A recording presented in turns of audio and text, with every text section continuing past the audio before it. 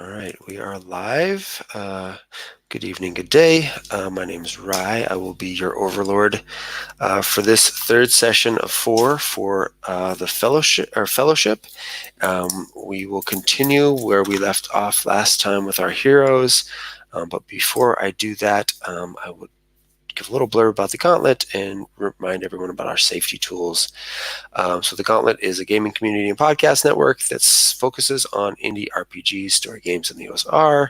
The Gauntlet strives to create an inclusive, safe, and fun, engaging community for gamers of all kinds. So these sessions are offered through Gauntlet Hangouts, and if you are watching them and you'd like to play with us, we would love to have you join.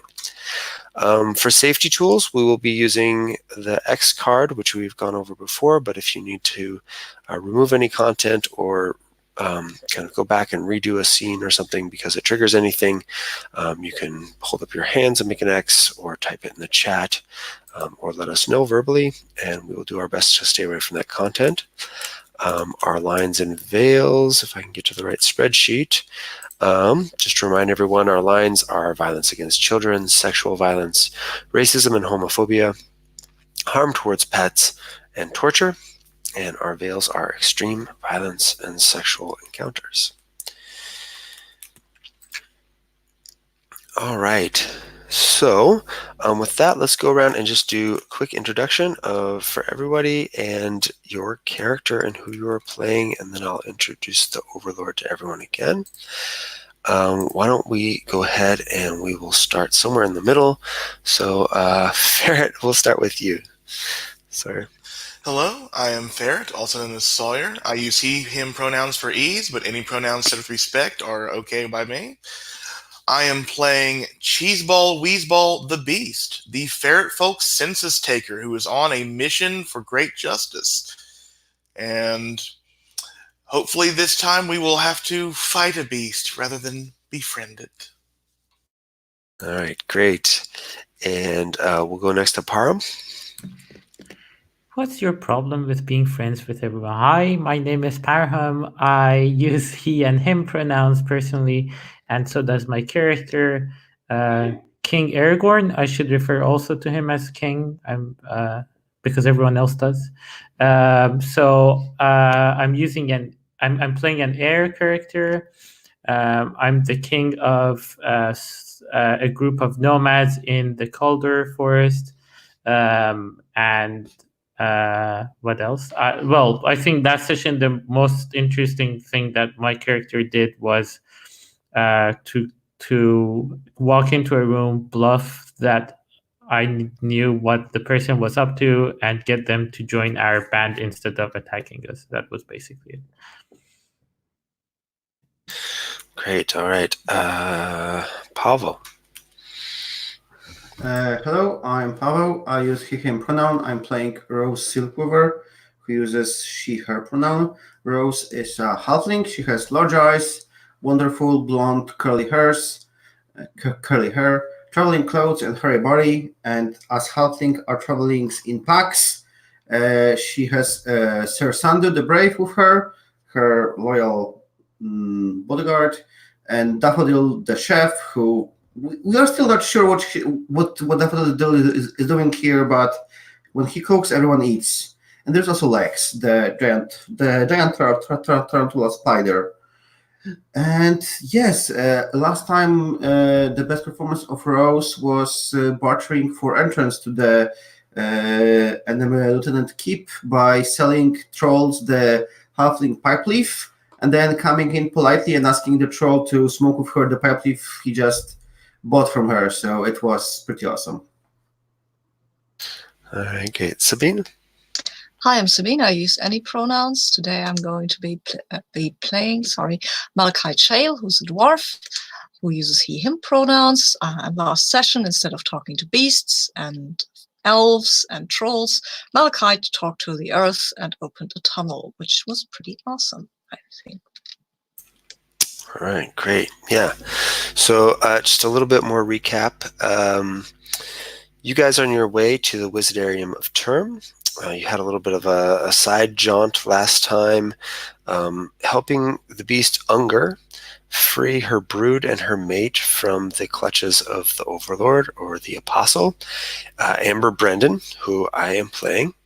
And Amber is set upon kind of currently tarnishing the reputation of the Federation that you all work for, in the hopes that she can then, you've learned all this from her honor-bound Tresenia, who you convinced to join your side last time, but she is convinced that if she can tarnish the reputation of the Fellowship and then bring in the right people and then kind of polish it back up, she'll be able to put herself in a place of power there, and use the Federation to her own designs. But you're on the way to the Wizardarium of Term to kind of learn more about how you might be able to overcome Amber and the Overlord. Amber is... she has otherworldly eyes, expensive clothes, she's impossibly pretty, and has a commanding attitude.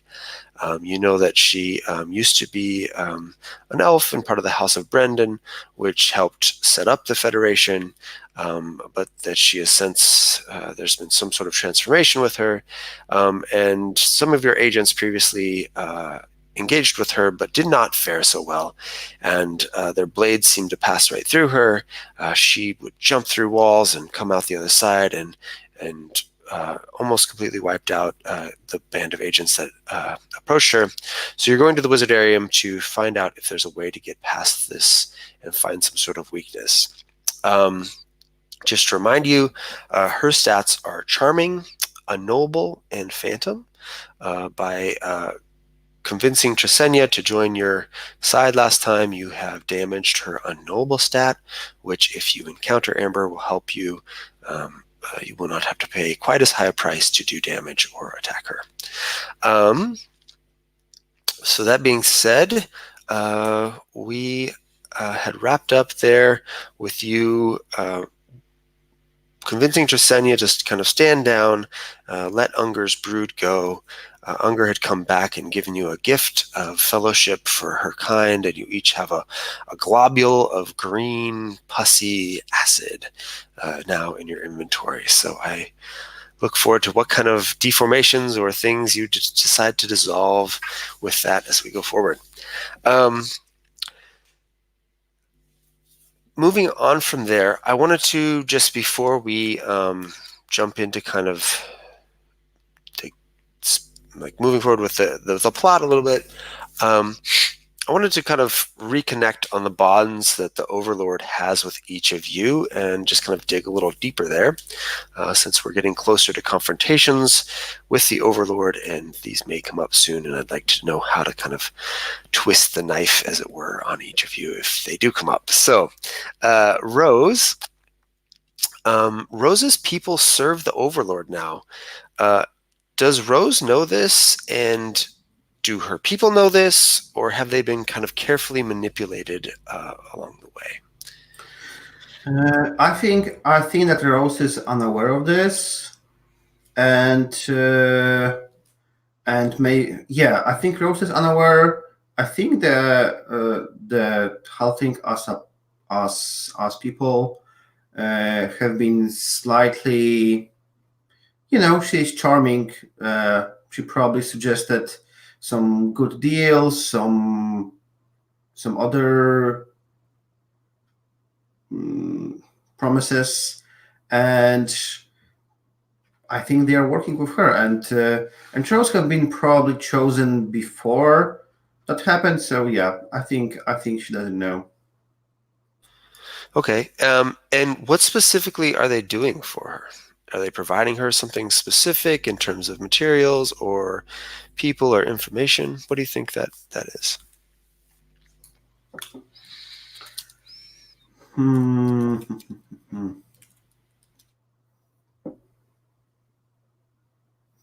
I'm wondering what to hold on to. I can hold on to her stats.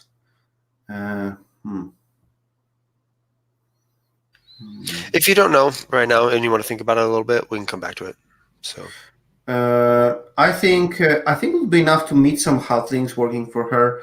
So I kind of want to say that since we are good at raising spiders. Maybe some halflings are also her henchmen in some regards, like when it regards traveling or trading. We are nomads, maybe like raising some beast. I'm not sure if it will come up, but maybe something like this.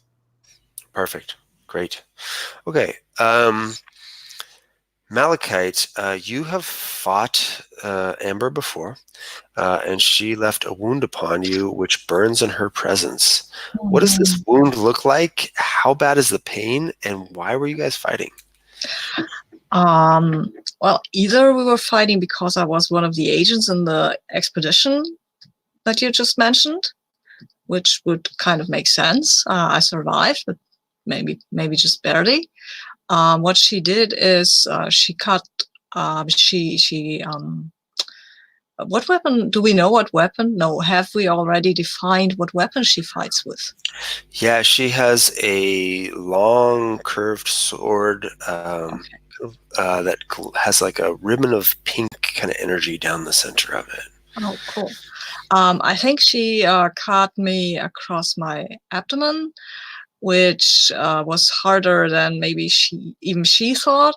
But she thought, I think the wound was fatal. It wasn't, because Stoneborn dwarf, not anatomy is funny. Or hey, wait, maybe she pierced my chest. That's better. She pierced my chest, and my heart is not exactly there where she thought it would be, and thus I survived. But the pain, I think, is significant if I meet her. So, yeah. Okay, great. All right, excellent. It's probably that she pierced some along a bit, and I get short of breath. In addition to the pain, I get short of breath.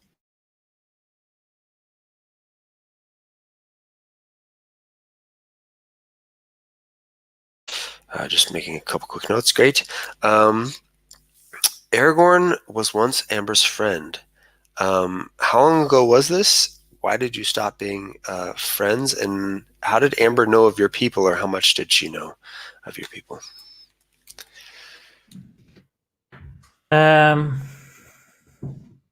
So I think I've revealed in the past that our people were friends with elves. So like elves always have known that we existed, and we had a treaty with them to not reveal us. And in I guess in return we were giving them shelter as they moved through the forest. Like we could protect them from their enemies. And so like with Amber being someone with lofty ambitions and Aragorn being the king, it's only I guess it only makes sense for them to have known each other for a while. And I think at some point, seeing that Aragorn had like a whole nomad army, basically, Amber approached Aragorn to see if he would lend her support to pretty much destroy the Federation. And then Aragorn tried to talk her out of it, but she wouldn't listen. And then I think at the end she threatened to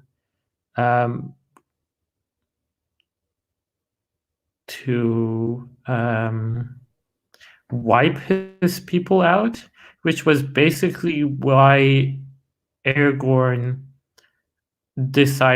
why when Cheeseball was going through the forest and they met King like Aragorn and Cheeseball met, he just used the time to become more visible, because that was basically the only way to protect his people. Like it would be revealing them to the outside world, but at least it would be better than getting wiped out. And he's still afraid of that, like of Amber finding a way to wipe them all out.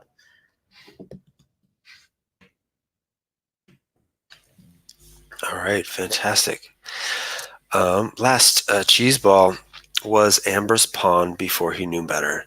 So you were previously a census taker, And how did the apostle use the information you gathered for her own plan?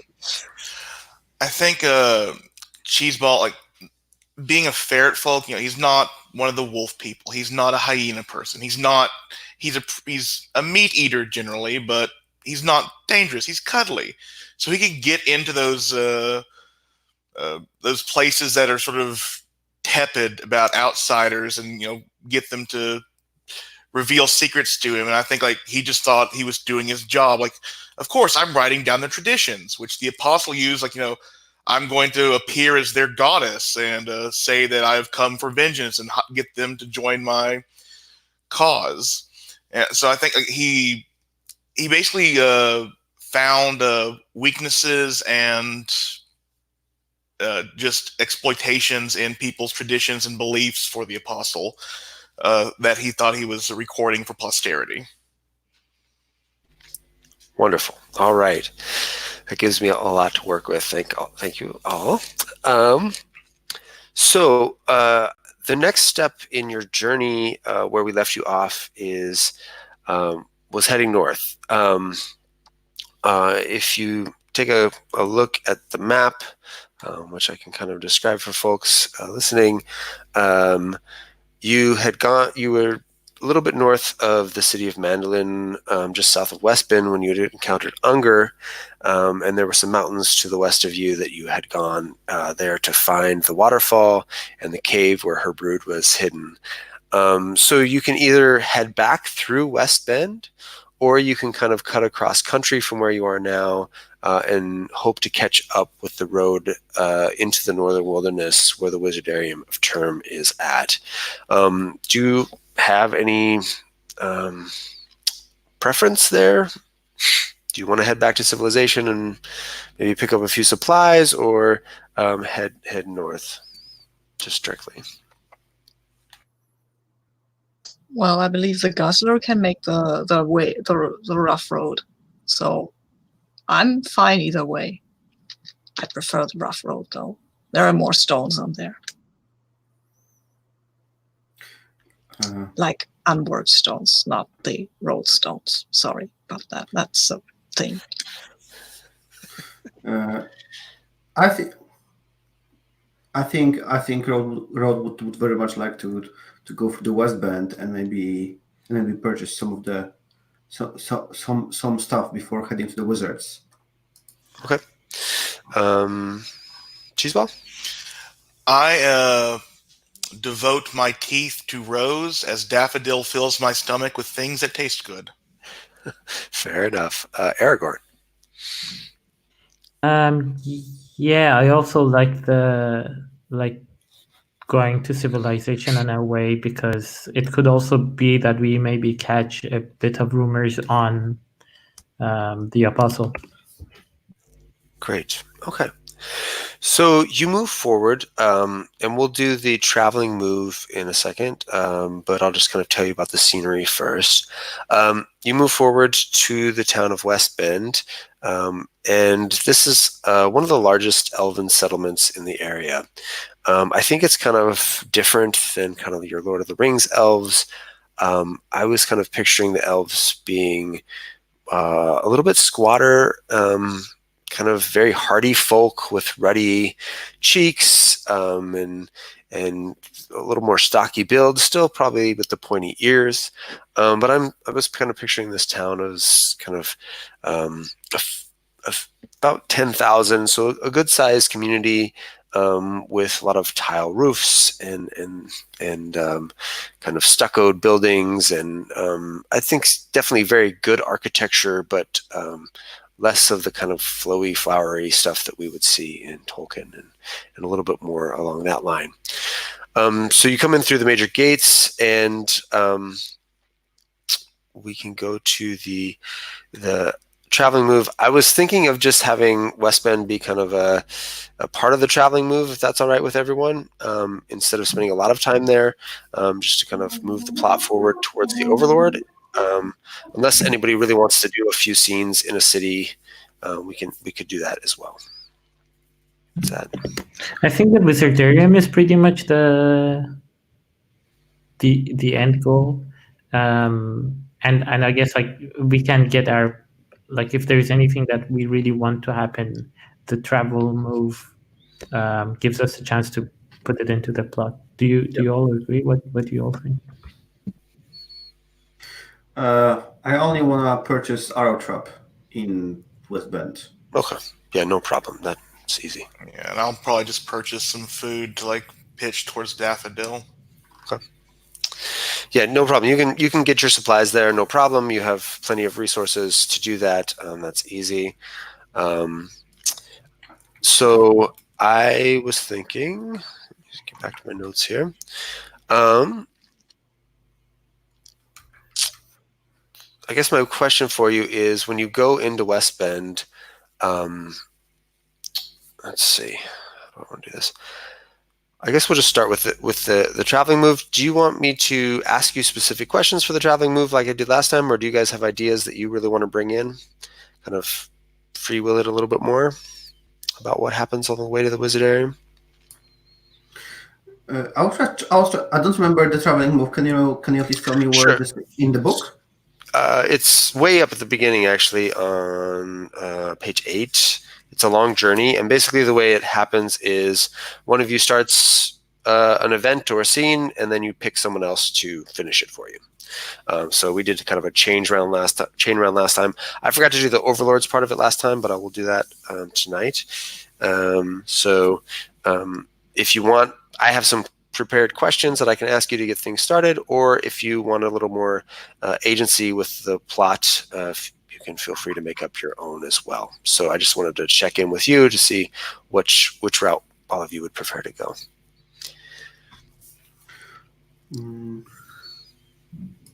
I like the question.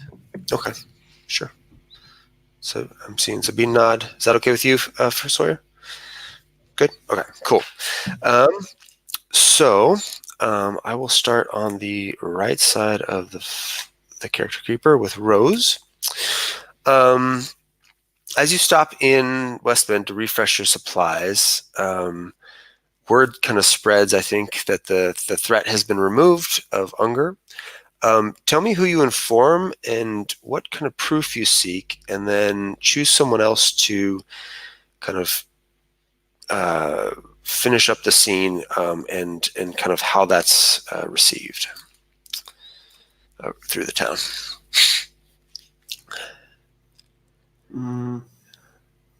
What kind of proof do I seek of what? So tell me who you inform in the town that you've removed Unger as a threat along the road to the caravans traveling north, and what proof do they ask of you that you've achieved this task? Oh, okay. Yeah, I think I think there is like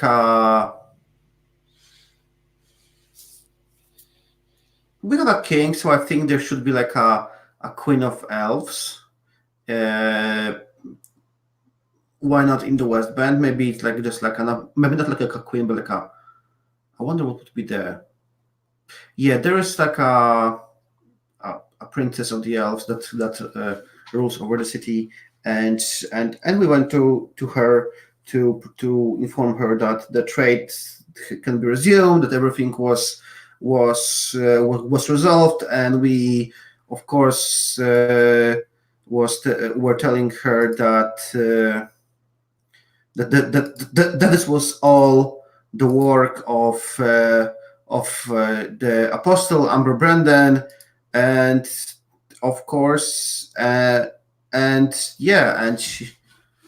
she didn't kind of believe us, and the proof she wanted was to hear back from some people who were, I don't know, attacked or something that. Okay, great. Who would you like to finish up with her reaction? And remember, you guys freed the captives from Unger. So, well, since there was a prince, I think the king should interact with the princess. So, okay, great. Aragorn, how does the let's see, I have a name here for this person. 1 second. How does the princess here of the elves? Alicia Bestrel. How does Alicia Bestrel respond to this? So we basically had last session we had a requirement to go save Unger's mate, that she would have to return all the people that she pretty much took to the like under the ground, and then we just like asked some of the people that she took, and then like she released later, to come and pretty much testify or say, yeah, like we're back and everything is fine. And that I think pretty much persuades her.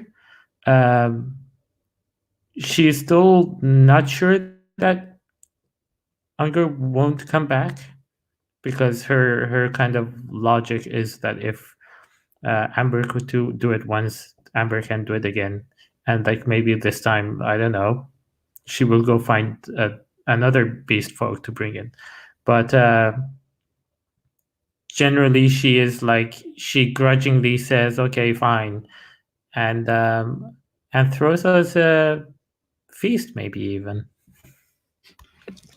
Awesome. Okay, great. Yeah, I think Alicia is also, I think, kind of interested in you, Aragorn, about you're the king of your people. She's heard rumors through some of their distant elven cousins about your kind, but never really believed they were true, and wants to know more.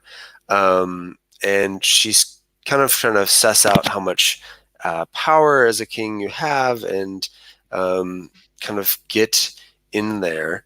And so I think she extends a lot of hospitality to you. She keeps kind of piling on thanks, and offers you sweets in their rooms, and then starts kind of laying out a social calendar year for all of you for the next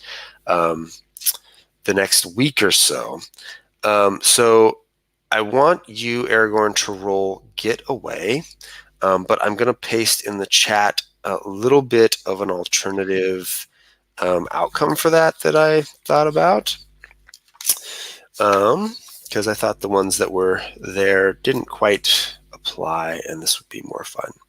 So I think, let me just put this in the chat, and then I'll explain myself here.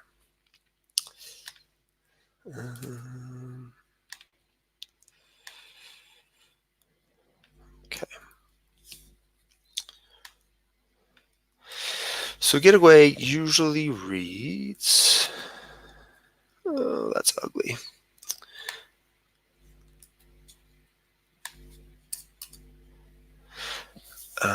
Sorry, that's all sorts of ugly in the chat. It's just one big paragraph. Maybe I can do it 3 separate times.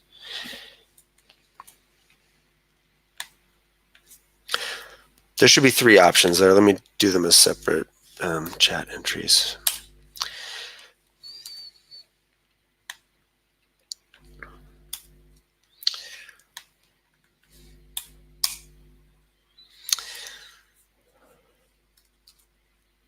All right. So what I was thinking of for this is, when you need to get someplace out of reach, out of sight, tell us where you're going to go and roll plus grace. If you have the clumsy tag, you take a -1 on Getaway. So on a 10 plus, you get to choose 2 options, and on a 7 to 9, choose 1. So the 3 options I thought that would be good here is that you will end up staying about 5 days if you do nothing to get out of this woman's clutches. Your first option is to reduce the time stayed by 2 days, and you could choose that more than once. The second option is you get away without being rude and leaving any hard feelings, and earn fellowship. And the third option is you stay an extra 2 days, but uncover one of the apostles' agents, and they will give you valuable information. So why don't you go ahead and roll plus grace, and let's see where we end up. Do you need a link to the die roller again, or do you? Nah, I can't use that one. Okay. But I have a dice roller here. Do we know what my? I think my grace is 1. Grace is 3. 3. Whoa, nice. So So I'm rolling 2d6. yes, plus 3. There's no hope, right? No. I think this is. You're all there. I think probably. Yeah, Malachite, do you want to add something? Yeah, I just want to say that we are all there, and we're probably all very motivated to get away from this lady. Yes. So I'm gonna roll 3 dice and pick the best 2. 6. So I got a 4 and a 5 plus. So that's 9 plus 3. It's 12. Okay, so you get to choose 2 options, and you could choose the first one twice if you wanted. Or you can choose to leave without being rude and gain fellowship, or stay an extra 2 days and recover one of the apostles' agents. So I think this is something that will affect us all. So I would love to get everyone's input on this.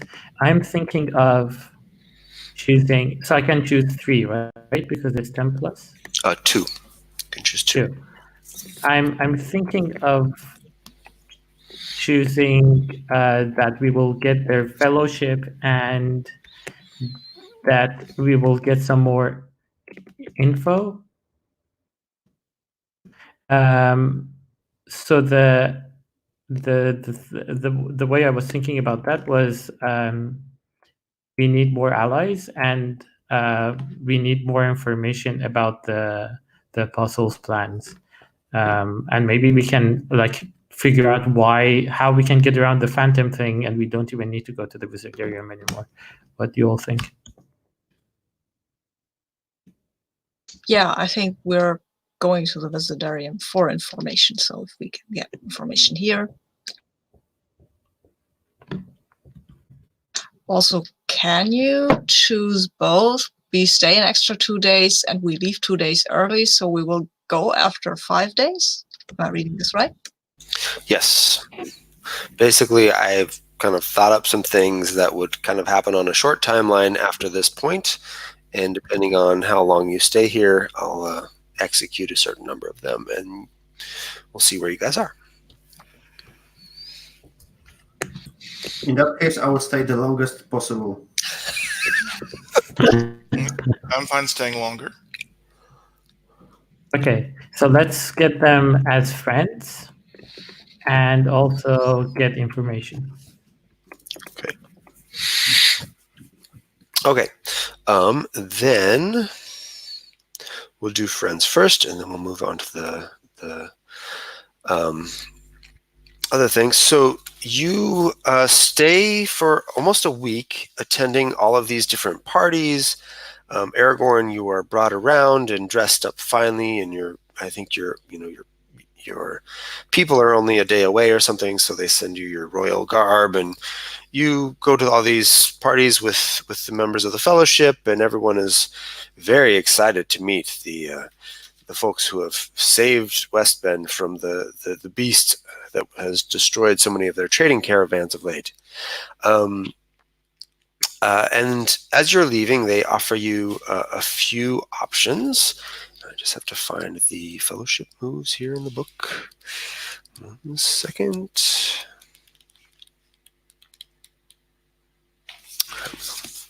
So the 3 options are Bountiful Harvest, which I will read to you all. When you leave this community, each member of the fellowship is given some elven bread, which is food for uses. Elven Hospitality, which is when you leave this community, 2 elven archers come with you. 2 members of the fellowship each gain 1 bond with one of the archers. And they have a couple of stats, which if you choose that, are a perfect shot and an even more perfect shot. So you can rely on them to do 2 really nice arrow tricks and harm those for an advantage. And then the last one is Elven Training. The elf shares the Elder Arts move with everyone in the fellowship. They each get 1 of your Elder Arts spells as normal. And the Elven Arts things are here somewhere. There we go. Camouflage, keen senses, sense magic, and whisper on the wind. And the last one is like whisper on the wind is like send someone a message on the wind. So, any thoughts as a fellowship on if you would like to have elven bread, some elven archers, or each be able to cast a small spell? I think the food issue, we have no problem, right? We have daffodil. No, daffodil, right? Yes, we have daffodil, and I have a lot of halfling lunches. I mean, two, but they are like Yeah, and I think I also pretty much have a cook, right? Advisor and bodyguard? No, I don't have. But like, I think we all have food. Plus, I also have this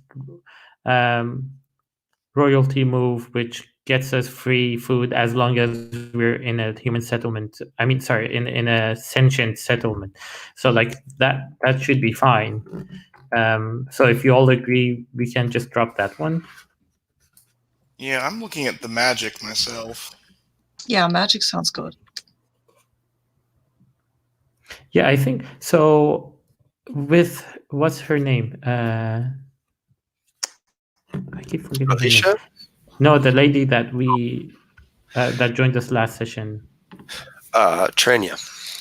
Yeah. How many people come with her? What's the like?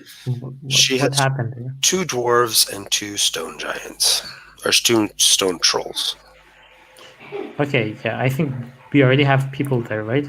I think we do. We need archers. is Trelia traveling with us with her whole entourage? Yes, she is. They're all coming with you. Oh wow. So I guess the spells thing is the best. Okay. Yeah. So can we like Estrania our companion? Do we give her some stats? Because I don't think we have bonds with anyone else, so we can't use them. I suppose. Yeah, Trinia has stats. One of you should take a bond with her, probably Aragorn, since I he did that. was talking. He did that last time. So you have 1 stat with her. If that's damaged, she would leave the fellowship. So yeah, it sounds like everybody's agreed on the magic. So the spells are you can each take one of these, and you can each take a different one if you'd like. Camouflage, which is become invisible and undetectable. It lasts until you attack or decide to make yourself known. Keen senses, ask a question about your surroundings and immediately receive a truthful answer. Sense magic, immediately know what here is magical and where it is. If there's nothing magical here, you do not mark the spell. Whisper on the wind, send a message to someone you have a bond with. They will hear it when whispered in their ear, moments after you send it. And each select one, Yes. so And we you, can like basically spread it on. Oh, yes, sorry. yeah, camouflage would only apply to you. It wouldn't apply to the whole party. And you would mark it when you use one of the spells, and when you fill your belly, you can unmark it. But you all think about like getting keen senses, which is like if someone can cast it, they can share info, and Yep. whisper on the wind, maybe. Yeah. Why don't we just go around and everybody let me know which one you would like to take? Malachite? Yeah. I'm thinking either a sense magic or camouflage, because whisper on the wind is weird. No wind. But I might take the sense. We don't magic. have anyone to whisper to, pretty Yeah, much. I might take the sense magic because I think magic is often bound to items, and I know stuff about items. So Great. Okay. Rose? In that case, I will probably take keen senses. Great. Cheeseball?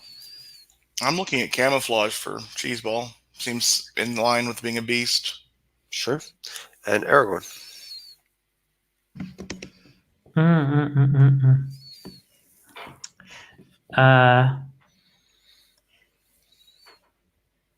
I'm also going for camouflage. Yeah, let's go for camouflage. Okay, great. Do you need me to add that on the character sheet? Yeah, that would be great. I'm afraid of putting it in the wrong spot. I'll just add it under your custom moves there. Okay, Okay. great. All right, so that is taken care of. You stayed a couple of extra days as well, and in that time, Trenya sees someone that she knows is one of the apostles' agents. This is a large. Where is this here?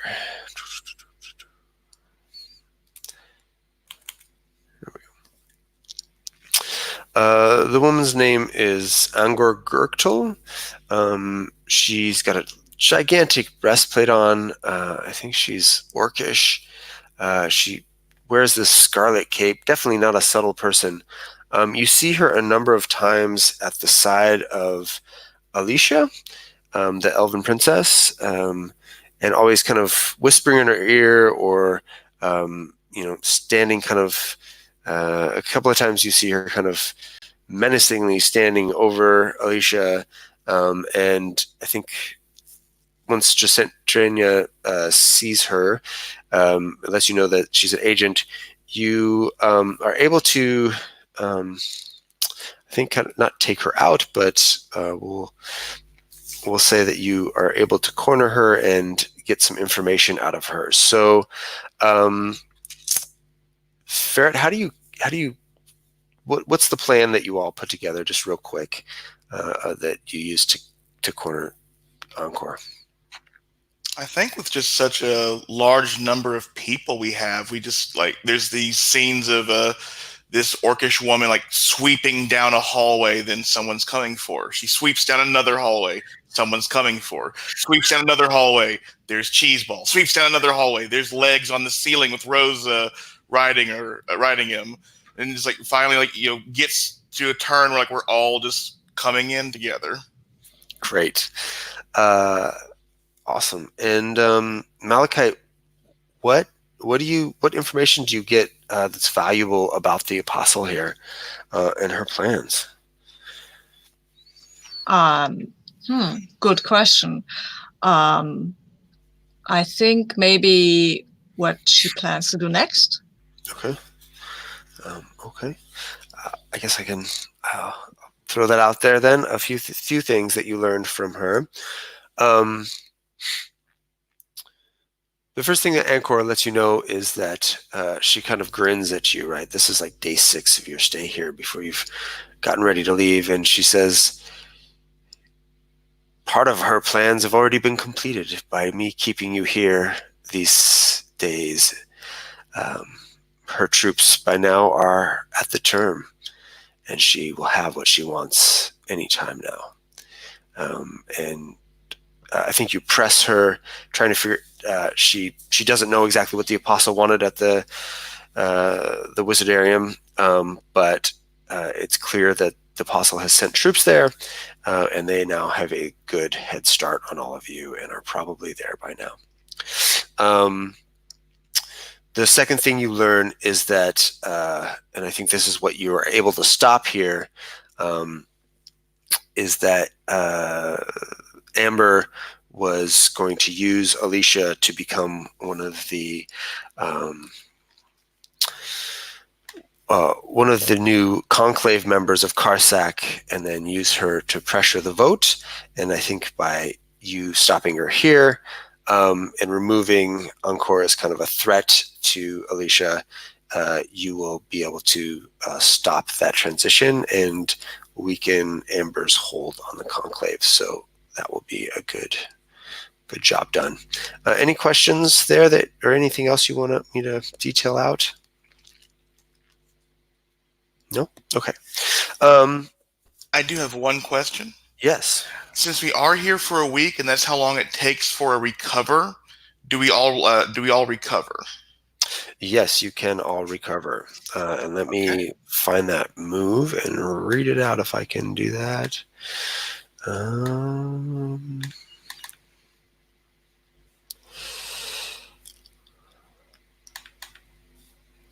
see. So when the Fellowship rests in a place of safety for over a week, heal all of your stats and restock your gear. The Overlord then advances their plans and heals 1 damage. So that will mean that I get to heal the Unknowable. And what I will do there actually then, since you still have Trenya and a ton of knowledge on the Overlord, is once we get a break tonight, I will go and choose a new stat for the Overlord, since that's something I can do, and swap that out for something new. And I get to advance the plans here. So those are now a 3 and a 3.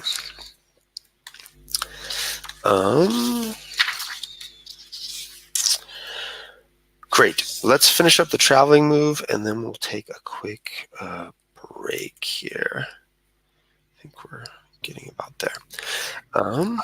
I know that we wanted to gloss over it, but this, like, us being here in the royal court, it is such a cool opportunity to like frame a quick scene between Higaragorn and Rose. Something about Rose being the queen and this ongoing client, but I don't really have the scene in my mind. If anyone has some awkward interactions to some awkward scene to happen there. I love it, and I think we could even bring the Queen of the Elves into if you want. Yeah. That's what I was thinking. Yeah. Yeah, but I don't. Yeah, if you have some scene in mind, we can quickly do it because I think it would be like awesome. I think it would be pretty interesting for us when we go to tell Alicia about, or is that Alicia? Is that an A or? Yeah. Yeah. So like when we go to tell her that like we just removed like the person forcing her to be like through Amber to force her, and then she's like something like, oh, I'm glad that like whatever name is also because I think she was next or he was next, and then I'm like, who is that person? And then she's like, the king or queen of the halflings. Okay, great. Yeah, let's say you find Alicia in her study. She's got a large sheaf of papers, and I think one of her advisors next to her. And do you bring Encore with you to kind of like force her to or do you dispose of her, and just go tell the queen that she's no longer an issue? What do you do with her? I think with the queen not really trusting us, I mean, kind of being like on the fence, like taking care of her by ourselves and then going and talking to the queen might not be smart. Maybe it's better to force Ankor's hand and then do it that way if no one has a better idea. I like the idea that we are bringing Encore with us. This is the tribute to you. We have a new decoration for your dungeon, but it's like this huge orcish woman with her hands behind her back and Cheeseball just holding her wrists together, with these like ropes, and this tiny little ferret, this huge orc woman, and I can't struggle past this. What is wrong? Yeah, that's certainly on. Great. Who opens the door? Is that Malachite, or is what? I can open the door. I mean, there's a king, there's a queen. Cheeseball has the captive, so I'll open the door and announce that here we are. We have a gift. Alicia looks up from her stack of papers and says, "Ah, my heroes! So nice to see you. I wasn't expecting to see you till this evening. I have the most splendid dinner. Oh, Encore, it's nice. Why are you tied up? Please, Aragorn, explain to me what is going on here." So, my friends here had an idea about asking Encore some questions, and then we were lucky enough to find her in a corridor, and we asked her a few questions about Amber, and it turns out that Amber is planning to use Encore to force you to get a vote in the conclave, and we thought, with you not exactly trusting us yet, we would bring her to tell you for herself. But she wasn't really happy about that, so Cheeseball here had to convince her with ropes to join. I know over 47 knots. I see. Encore, this is most troubling. I've appreciated your guidance, and I also trusted Amber's wisdom when she came to visit me last year. But these are members of a key group. It was in the Federation. If they say that you were plotting treason here, I must believe them, Encore. I just and I must say, Rose and Aragorn, it is. I must say, I'm also a bit envious that rulers such as yourselves can go out and make things happen in this way. I spend most of my days here behind these stacks of paper. It is truly my honor to know you. And just a quick out of character question. I forget if Cheeseball remembers that knows if Rose told this lie. Yes, everyone knows that this is a lie except King Aragorn. Yeah, so I think Cheeseball, like as soon as Alicia says that about the royalty, he does he winks at Rose, but does a sweeping bow before his royal companions. Yes, Queen Rose has certainly been a very active part of our party. She was very involved since the very beginning. So I also am very pleased to have her as part of our group. And then I offer a really dazzling smile. Yes, I think Rose is trying not to be like all red, which is like really tough because she's like she has normal literature pale skin, and says, yes, of course, my people are very proactive. Even our rulers have to lead from the front. So yes. And it's I'm so glad you two found each other too. It's so obvious how much you care for each other. I hope I have lived for thousands of years and never have I seen, when you two look at each other, it is truly something special. I can see it in your eyes. I think at this point I'm coughing like sorry.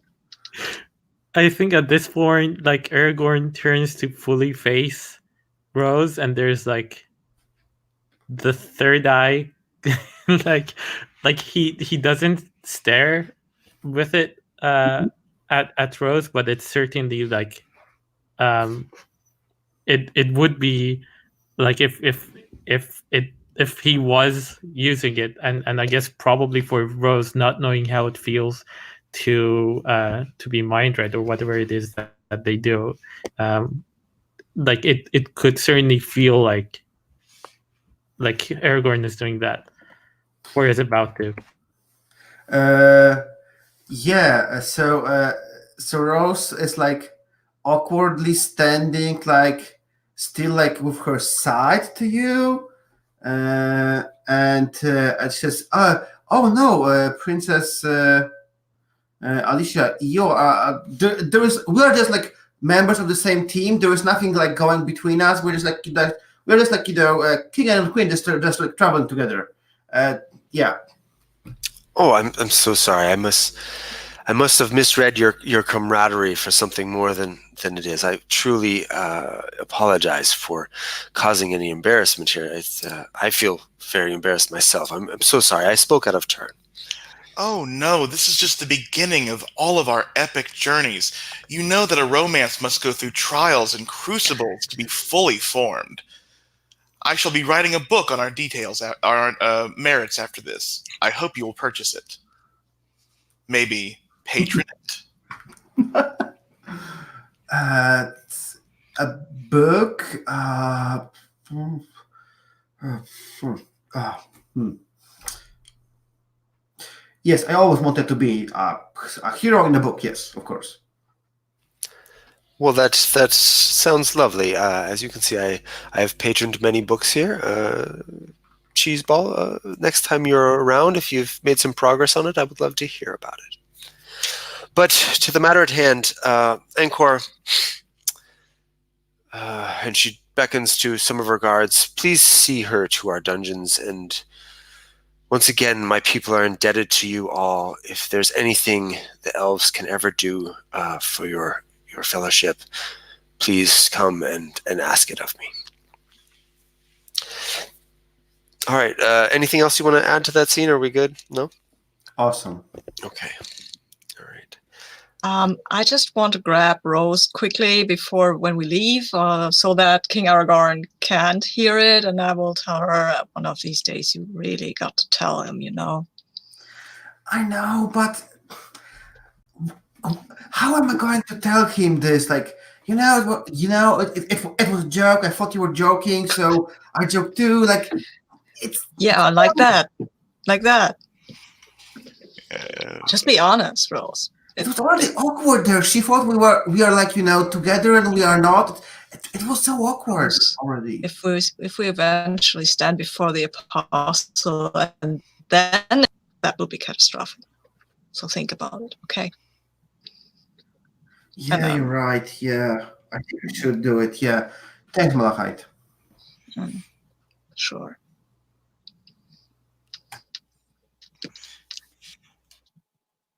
Also, I would really love to read Cheeseball's novel. He's going to describe all of the feelings with different flavors of cheese. All right. Let's see. I think we are about time. We should take a quick break. Come back. We'll finish the traveling move. I assume you still want to head north to the Wizardarium, or Yeah. Okay. Yeah. So we'll wrap that up real quick, and then I know you all want a big fight, so I guess we should have a big fight maybe or something. I'll see what happens. Let's take 10 minutes, and we'll see you then. Okay. Okay.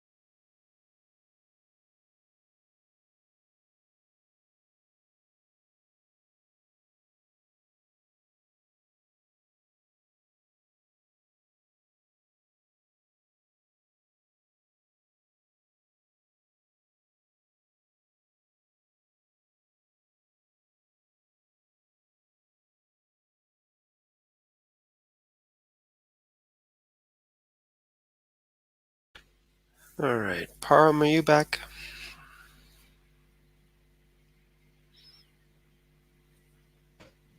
Yes. Great. All right. Everyone's here. All right. Let's finish up the move. I think Aragorn got to finish the first one about the proof that they sought. So I'll start with Aragorn. You get to start out the description of this event, and then have someone finish it up. Along the journey, you see a plant that is useful. Tell me how it is sacred to your people, and then someone else can finish it up and tell us what use it is and how it's harvested.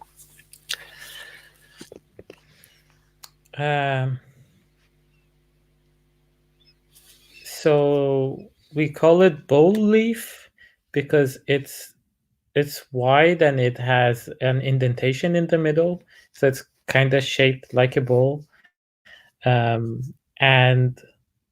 the it has a numbing effect. So if you rub it on a piece of your skin and the oil comes out of the plant, it makes that area of your body numb. Great. And who would you like to tell us how it's harvested and what, maybe since it makes your body numb, what happens while you're harvesting some of this? Yeah, so I'm going to go for malachite.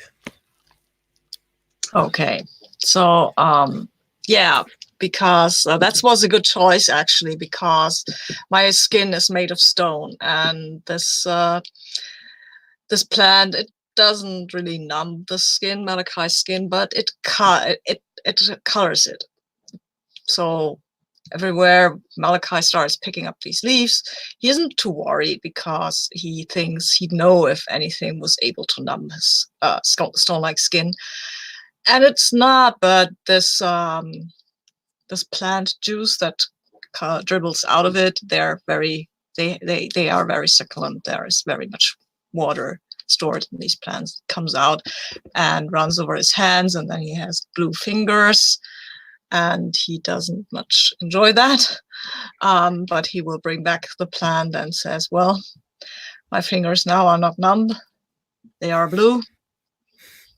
And I feel that everywhere I touch, I'm staining things blue now. I hope it was worth it. I think I take the opportunity to say that these should not be wasted, and my people use these for healing and stuff like that, but I don't think malachite listens to this much. Oh, no, I listen. I realize that you have different skin than I do. It's fine.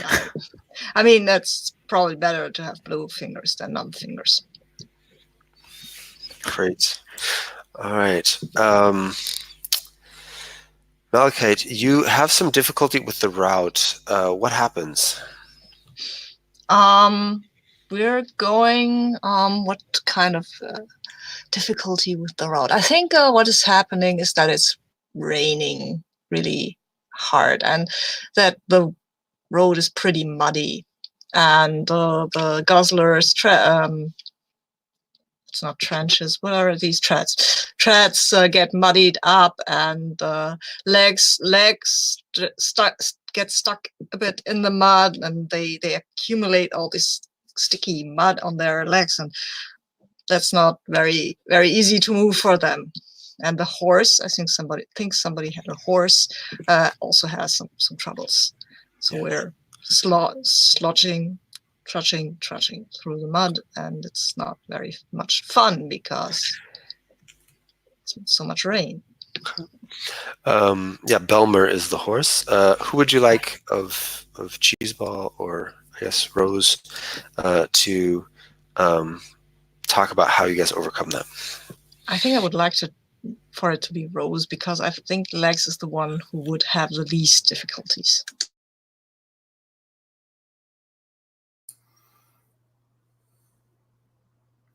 Yeah, but it's like in general the road is like muddy, yes? Yeah, the road we're currently traveling on.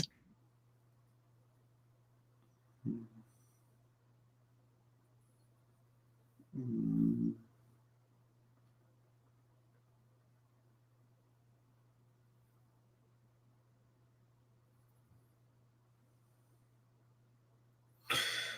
I wonder, have we decided that Lex doesn't have webs? I think we decided that Lex doesn't have doesn't shoot webs. I think. Oh no, he's not poisonous. I think we decided. I know that he's not poisonous.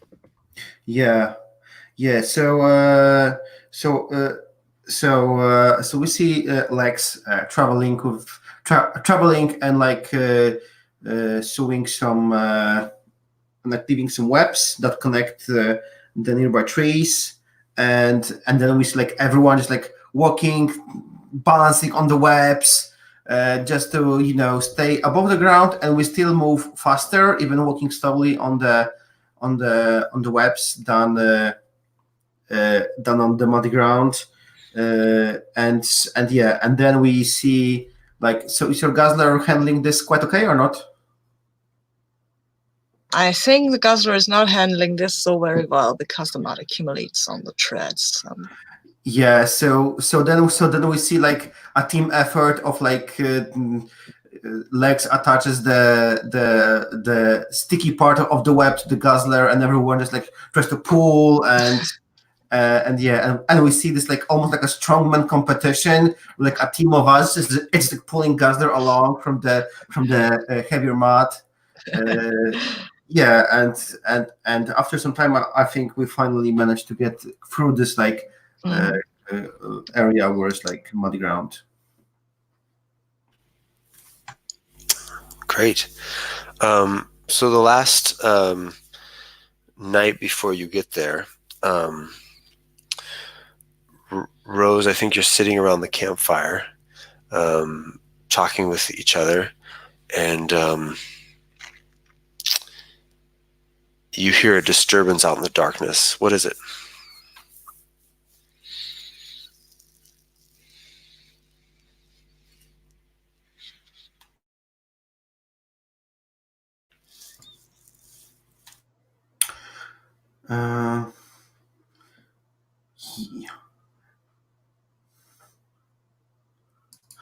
Yeah. I'm thinking the yeah. I think we are surprised by a couple of snake people, and Alex is kind of scared, and Chose as well, because I think they are even bigger than Lex, so that means even bigger than Rose. So yeah, I think Rose hides and leaves Cheeseball to handle to talk with his own people. I think that one thing is Cheeseball is related to mongoose or mongoose and weasels and all those other things, and they dance to confuse snakes because the body heat moves so fast their vision can't keep up with it. It literally blurs their vision like after images in an anime. So I think Cheeseball, there is I think Rose misses out on a very amazing interpretive war dance. And the next day, Rose is coming back to camp. There is like this wonderful smell of sausage on the griddle, and Daffodil is cooking up these like there's just this cartoonishly Flintstonian selection of meats on like the griddle, and Cheeseball is just rubbing his feet as he waits for the food to cook. But we're not saying that these are the snake people. We're not eating people, right? I imagine these to be like just giant snakes, not like actual like beast people. Okay. Whew, I thought we were eating people there for a second too. So giant snakes it is. What's it taste like? From what I've heard, snake tastes a lot like gator, which is a lot like chicken. Everything. Okay, great. All right. So you guys have a last good meal. I think you wake up, you're full of this huge snakes that Cheeseball caught, and you start heading up the last embankment and towards the valley where the wizardarium is. You're getting up there so that you can start seeing down into the valley there, and you can see some devastation has occurred here. The wizardarium used to be this tall stone tower, many stories tall, and it has been cracked down the center. There's a huge shatter mark kind of going up through it. The battlements at the top are scarred, and some of them have fallen off. And there is also kind of behind it a large depression in the ground where the ground is just seems to be upheaved as if something from below, like something underneath the ground exploded, and then the ground kind of settled down. And then Cheeseball, let's see, you can do a little magic. I guess you can all do a little magic now since you were with the elves. So they were kind of showing you how to get in tune with the energy of the world and be able to kind of meld it and have it do what you want. And that kind of, it's not like an organ really in your brain, but that part of your brain that kind of attached and latched on, and that feeling that you can always kind of feel that magical power going around, you kind of come over the crest of the valley, and you just have this cold feeling wash over you, and it's like you've gone, you no longer have access to that sense anymore. It's just kind of gone. So it feels like all the magical energy has been drained out of the valley ahead of you. What do you do? This feels wrong. I'm going to I can't really, since I did the war dance last night, I'll prepare the war paint today.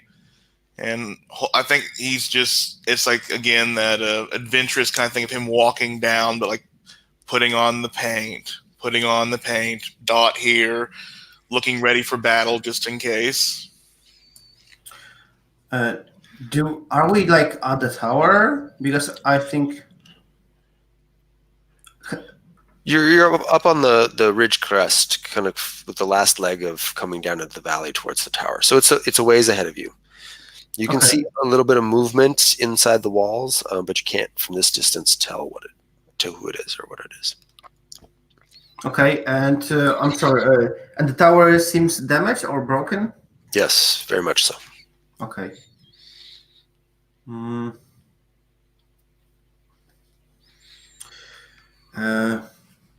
Well then, I suppose I should. I will just, scout ahead and see what's going on, because it seems like there might be some. The orc mentioned that they will get here before us, so it seems like they did. I will maybe go forward and gouge how many of them are there. Yeah, go and scout maybe. Just don't put yourself in danger. Of course. I'm small. Most people know me, so And then Aragorn smiles really broadly and says, "Don't get eaten."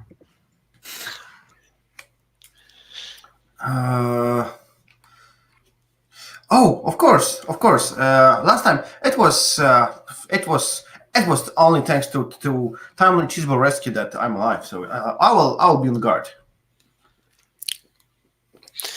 All right. So describe to me, how are you taking legs with you when you kind of go down there to scout? Are you going by yourself? What does this look like when Rose is scouting out? What is the ground to get from where we are to the wizardarium? Are there trees? Is it like a valley? Is it like a mountains and chasms everywhere? Like, what's the ground over there? Yeah, the valley is. I'm kind of imagining like a high alpine setting. So there are some pines. They're not huge. They're kind of sparsely around the area, but there are many large rock outcroppings. And then next to the wizardarium is actually a large lake. And you can actually see kind of floating on top of the water some kind of rainbowy colors of some sort of fluid that is leaking out into the lake now. Yes, I suppose I will take both legs and Sir Sando, because he probably wouldn't allow me to go there by myself. Okay, great. Why don't you give me a look closely? And since you're going by yourself, you won't be able to roll with hope. But that is with sense. Look closely. Sense. +0. Where were the dice? Here were the dice. It's a magnificent result of 3. All right. You may only ask one question.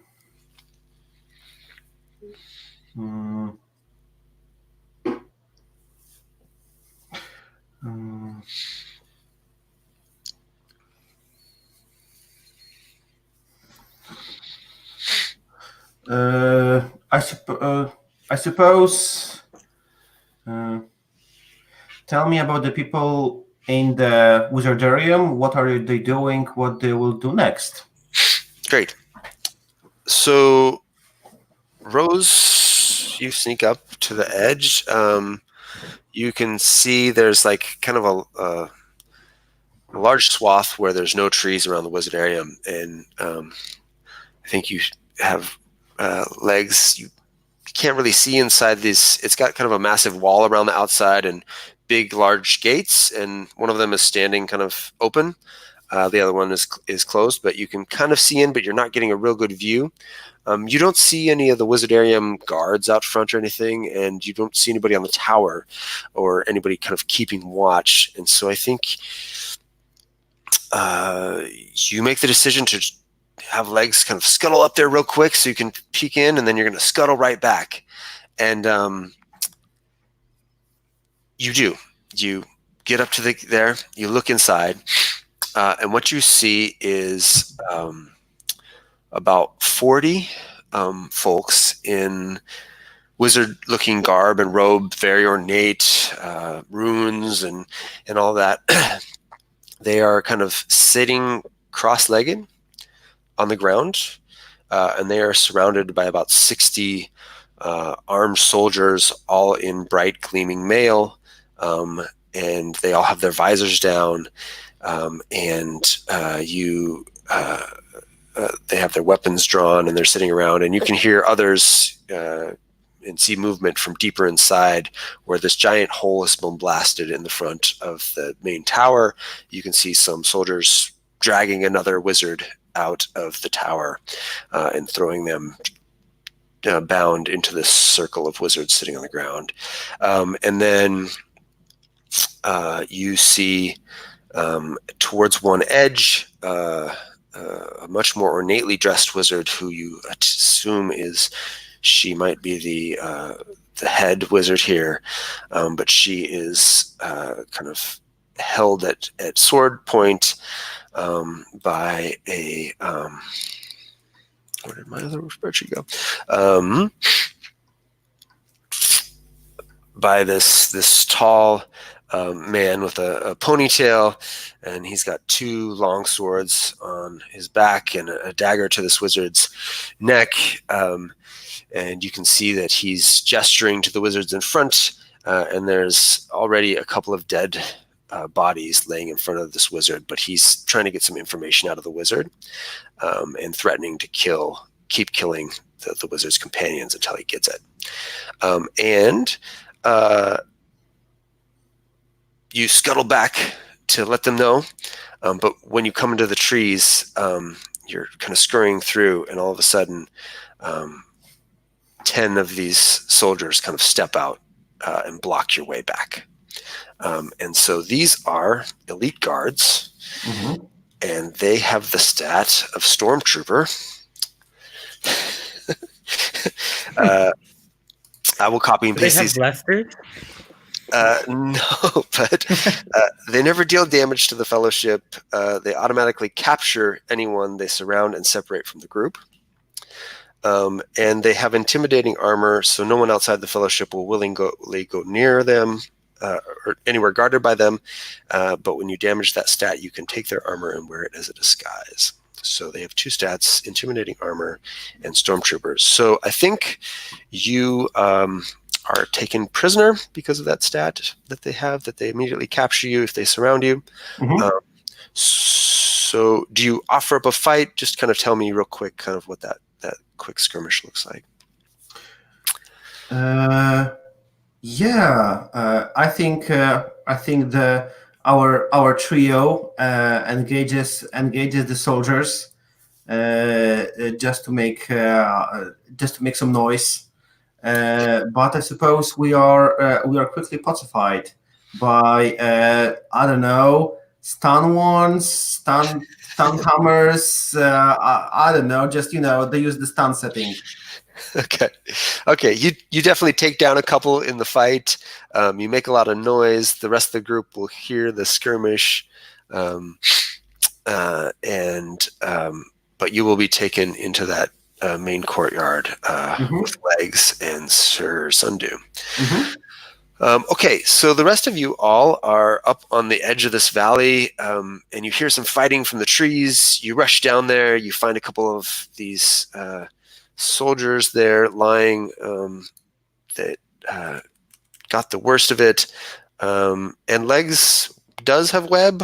Are any of these kind of covered in some web? Or I guess they recognize the fighting style and results of Legs and Sir Sundew. Maybe his spear is sticking out of one of them. Definitely. Copy these in there real quick. So what race are these guards? Are they human? Are they elves? Are they halflings? Yeah, these are all, I think one of them is a couple of the bodies you find. One of them is a halfling, and one of them is an elf. Okay. Yeah. So halflings are among the guards? There are some shorter ones here among the guards, yes. Wow. Okay, awesome. Super. Yes. So, Cheeseball, Aragorn, and Malachite, what's your plan here? I'm wondering if their armor would fit on Malachite or Cheeseball or me. You would be the only one that would be able to wear their armor, I think. The elf. I guess Cheeseball could maybe fit into the halfling armor. So let's try to get the 2 of you into armor and you can take me prisoner. I mean, that's not a new tactic, but it has been proven effective. Yeah, sounds good to me. Okay. And what do you want to do with Tresenia, the 2 stone trolls, Daffodil, the bodyguard, and the advisor, and the other dwarves, the rest of your retinue here? I think what we can tell them is at least the bodyguard and the trolls and the dwarves and I always forget her name. Trinia? Yeah, to hang back and run to help us if we also get discovered. So like maybe if it all goes to hell, we can just go berserk and try to attack these people. I mean, for another idea, we could just attack. Just get all of us into the guzzler, run the front door, and I think that would cause a lot of chaos because I don't think they'd expect that. And what about the dagger on the wizard's throat? I don't think we know about that. So yeah, we don't. Oh. But I think the smart thing is like it looks like that someone captured Rose and Sundew and Legs. Mm-hmm. Trinia is not known to be a defector. Maybe send them in front while we sneak in back. I'm not good at sneaking, but I can just join Tranya because she has dwarves. Yeah. Okay. Or we can also go with Trinia and then pretend like we have Malachite captured. Yeah, there we go. Go in the front. And then Okay. maybe the advisor and the trolls and stuff can sneak in from behind. Trolls can sneak. Well, they And can again, we can make noise from behind. we can Yeah, they can cause a distraction. we just walk in until it's time to break loose. Yeah. Great. Yeah, let's say Trenya can say that these guys are Trenya's guys, so why can't she bring them with her? Yeah, that's true. Okay. So we're all going in, except the Okay. advisor and the cook and the bodyguard. And Oh, the the- guzzler. Your bodyguard's not coming with you. I have no way of fitting him into anything. Like, could he also be captured? I think a dwarf takes 2 people, so it wouldn't be realistic for us to handle one person each. I think they would know, because like the way I imagine Malachite is like it's very visible. Like we have to really put in some effort to really make it seem like we have Malachite captured. Well, because there's Trenya, she has 2 dwarves and 2 trolls, and then you 2 stormtroopers. That's I mean, thank you for your vote of confidence, King Aragon. But I think it might be believable that you could overcome me and this guy. Okay. Whatever you say, Malachite. Daffodil stays behind. He is a precious being, and I must protect him. Okay. Also, he can rescue us all if this goes haywire. And maybe cook us something delicious once we do get out of this. Certainly, definitely, he will do that. So, an opal storm, Malachite, were you leaving the guzzler outside, or are you bringing that with? I think I'll leave it outside, and I'll show Daffodil how to use the controls. If he gets bored and things are really going bad, go on, take the guzzler, run the front door. Maybe you can get someone out. Great. Fantastic. All right, let's see what happens here. So, yeah, Trenya will lead the group down, flanked by by you, Aragorn, in your stormtrooper armor. You will come in the gate. You will see that the questioning of the wizard has been paused for a moment, and that on the far side, next to the entrance that was kind of blown open, a second kind of person has come out flanked by a number of these folks in armor. And this is a large orc, and she's got kind of short cropped bob going on, and just, I think we'll just go typical kind of stereotypical orc here, just insanely huge muscles kind of everywhere, but her armor is just absolutely gleaming and shining, and she's got this huge two-handed sword strapped to her back, and she's standing in front of you, Rose. And we'll do a second of that before the entourage comes through the door here.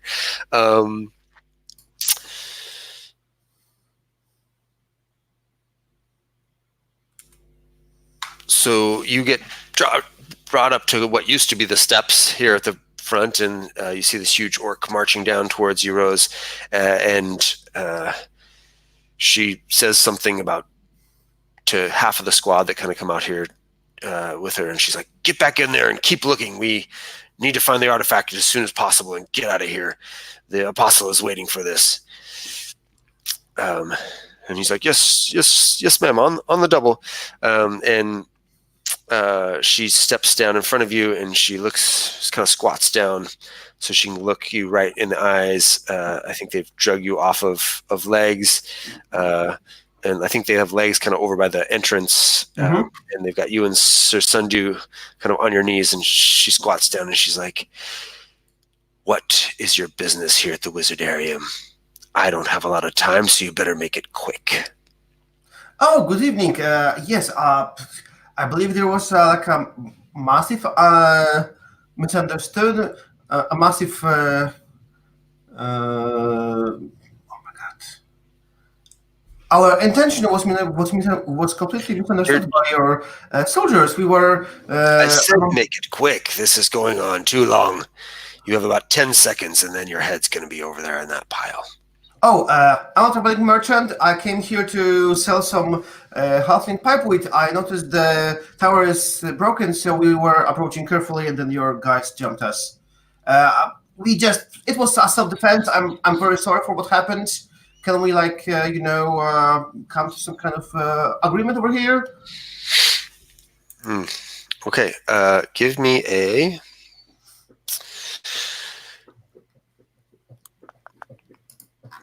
I think this is let's see, either a talk sense, yeah. This would be with Grace, I think, since you're trying to trick them.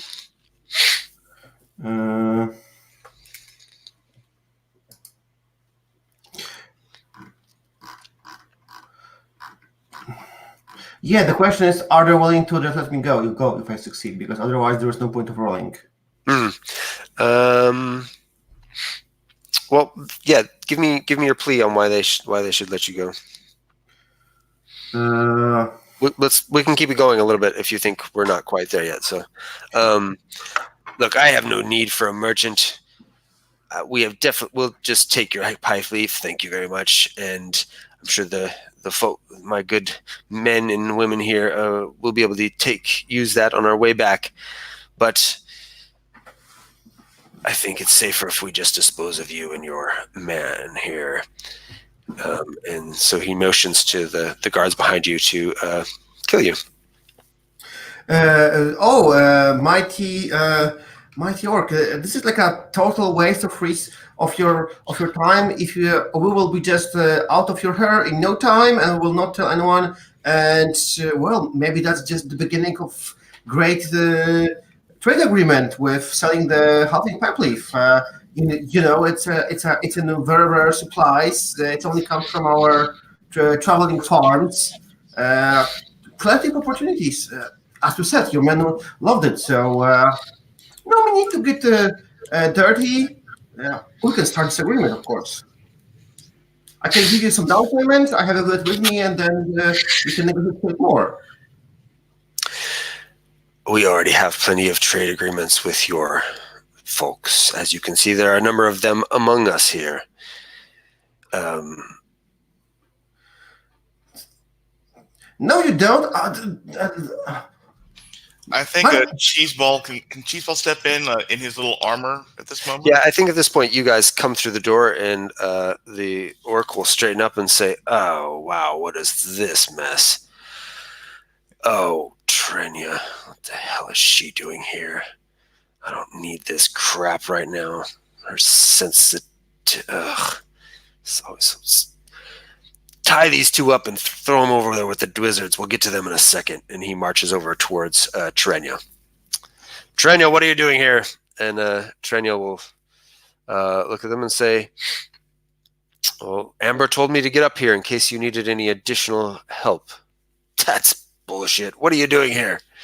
Yeah, Cheeseball is going to immediately salute at the order to tie up Rose and Sundew and head over there. And I think maybe there's another halfling in that stormtrooper armor, and when they're getting Rose and Sundew out of the area, just a little weasel chop to the back of the neck, Austin Powers style, to drop them.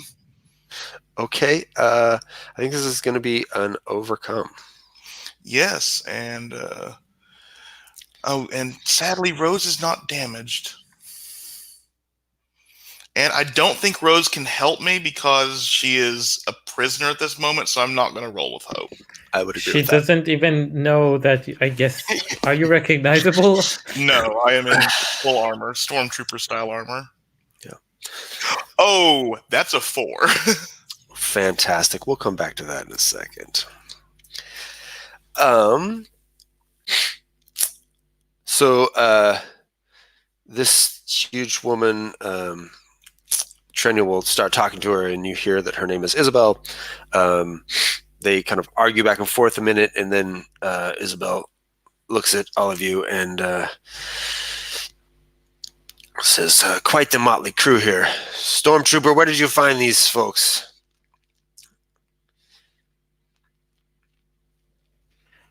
I found them in the forest. They were trying to sneak away up the trees, but I was not sneaking. That is a lie. Quiet. You will be. You will talk when you are spoken to. You're not my king or something. Oh, great. We've got a cheeky dwarf here. Trenya, what do you want with this dwarf? Why did you bring her here? And I think at this point, Trenya will say, look, let's talk over here. There's a few things we need to work out. And she will try to move this Isabel person out of the way. Malachite and Aragorn, what are you going to do? Does the orc get taken out of our way, or? Yeah, they move off to kind of continue their conversation, and Trin is doing their best to kind of keep them occupied. I just nudge Malachite and I'm like, what are you doing? You should be a quiet, meager little dwarf. I'm not that. And I will step forward and then I'll tear apart my bonds, which are probably anyway. And then there's this guy with the ponytail, right? I'll shout at him. I shout a challenge at him, and I have a move for that, actually. So to get him away from the wizard. So what's the move? The move is known as Warrior's Pride, and it says, when you let out a roar of challenge, tell us who you are challenging and roll plus blood. And if I do it, then he might just leave the wizard alone and challenge and try to attack me, but that's secondary. So I'm rolling normally, right? I'm not rolling with hope right now because this is very tense. Yeah, I don't think anyone else was prepared to help you with this. Yeah. No, that's fine. It's fine because we need to surprise these guys, and this guy has to get away from the head wizard. Okay. Oh wow, I've rolled a 3. Oh wow, I've got a 5. That's not very useful. So yeah. Okay, sorry, so you rip your bonds off and tell me what your challenge is again. Well, I look at this ponytailed guy and I say, I recognize you. You're the ancient enemy of my people. Face me or die. And then then I'm standing there like, come at me. Okay. But he's probably not going He to. stands up and looks at you like he's like, what the like he has never seen a dwarf like you probably in his life, and he's like, the ancient enemy of your people. I mean, we can rumble, dwarf, if you want. So yeah, and I want that. I'll put his traits in here. This is the Warmonger, unstoppable. The Warmonger's attacks are always hard cuts and cannot be overcome. The Warmonger is wildly reckless. When the Fellowship keeps them busy, the person keeping them busy decides the targets of the Warmonger's cuts. And tough as nails. The first time the Warmonger would be damaged or destroyed, damage this stat instead. Cool. Okay, so we've got 1 5 on the table, 1 4 on the table for Cheeseball. Real quick, Aragorn, what do you do? Just give me what you're thinking and what your next step is going to be, and then I want to go back to Rose and Cheeseball.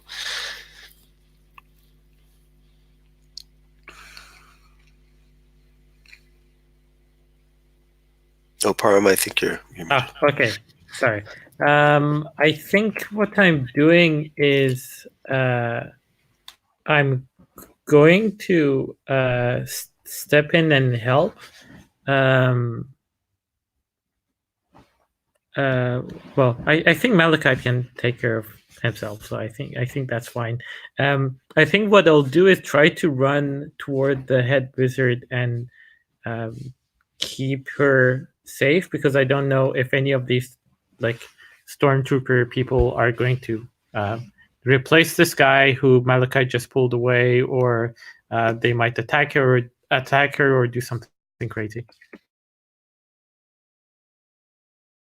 Fantastic. So, Cheeseball, And Rose, you're being led away with Sir Sundu towards the center of this group of wizards by, I think, 2 of these stormtroopers that were there, and then another one comes running up, another one that's about the size of your people, a little short, actually, for a stormtrooper. Because that had to happen. Yeah, I think like this Rose is just like trying to process that her people are working for them, and she just like looks at Cheeseball and thinks it's a halfling and says, "You traitor!"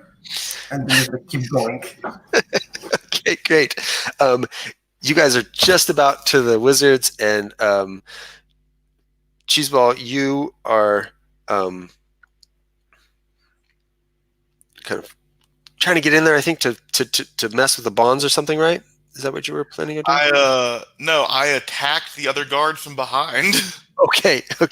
So you go to attack the other guard from behind. What are you using to attack with? Your Myself.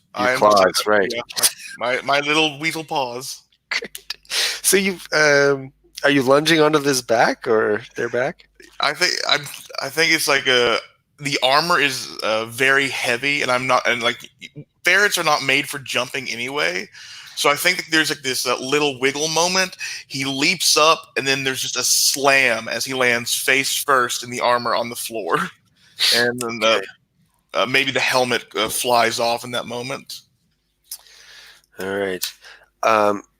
Yeah. So you, at the very least, I think I've damaged my grace. we can go with that for now. I'll hold off on a couple of these other things for a second. Yeah, go ahead and damage your grace. You fall onto your back, and the guard wheels around. You see a couple other of these guards start rushing forward, and the halfling that was with you kind of kicks Rose in the back of the knee, sending her onto her face.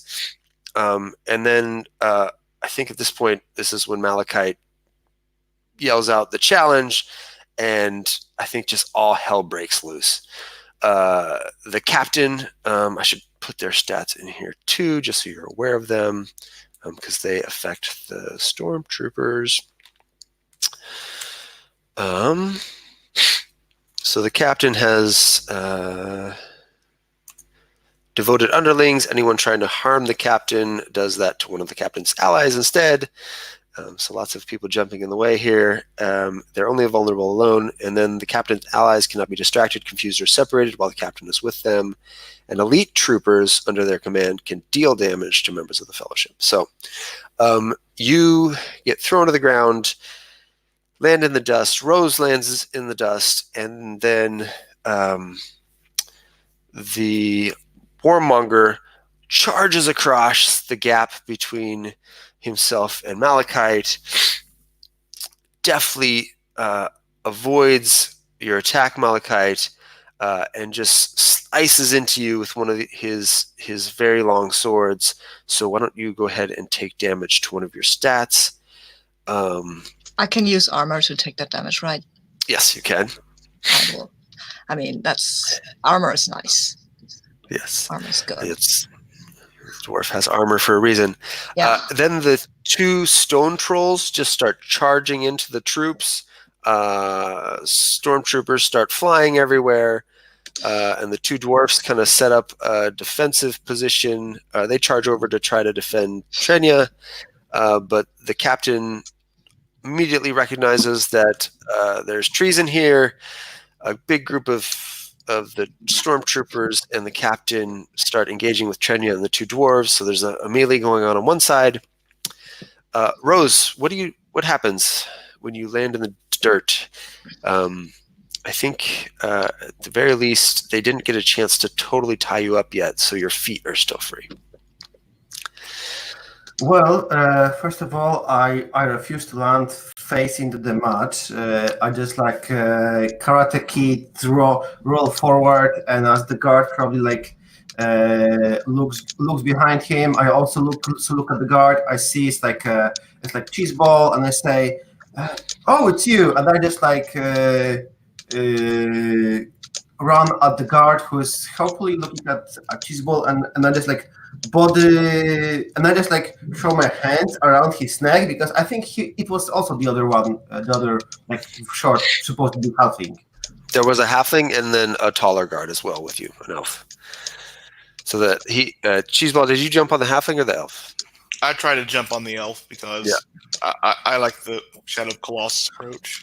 Okay, but since they are like a group, I think we engage them as a group. So so Rose just like jumps on the halfling, try to hit him, jumps on the elf, just like two hands into the face, and then jumps on the halfling and like tries to like strangle him with her like tie up hands.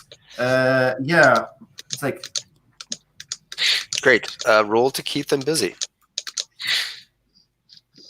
of course. Where is the dice roller? Here.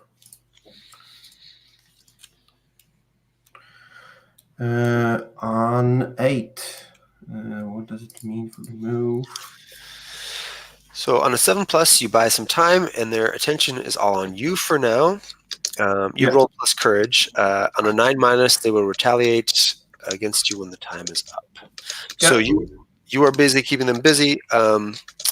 Cheeseball, you land hard, but Rose is up, and I think Sir Sundu is also getting in the mix, keeping a couple of the other ones busy. But Rose currently has 2 of them busy if you would like to do something to those 2. Ooh.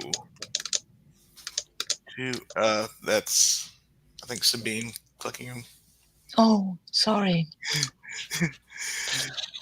Let's see. Let me check the war paint real quick. The captain and the warmonger are threats to the world, are they not? The captain is. Gotcha. So, yeah. I think with Rose basically lucha libreing these guards with this amazing effort. Cheeseball is like on the ground, then like I think like does like this quick shimmy out of the armor as like ferrets just like squeeze up and like slink out. But he stays on all fours like this wild fighting style and dives for the as a low blow. Rose went high, he goes low. And I think I'm helping her finish them off by applying the needed inertia for a halfling to knock them out. Perfect. Roll to finish them. And is this time Rose helping me with the keep busy? This will be, and you'll roll with hope. Well, kind of. My move is like keeping them busy. Your move is to finish them off. We have to work on the same move, and I'm kind of like creating advantage for you. Yeah. That is a 7. Okay. So on a finish them with a 7 plus, and you rolled plus blood, right? Mm-hmm. Yes.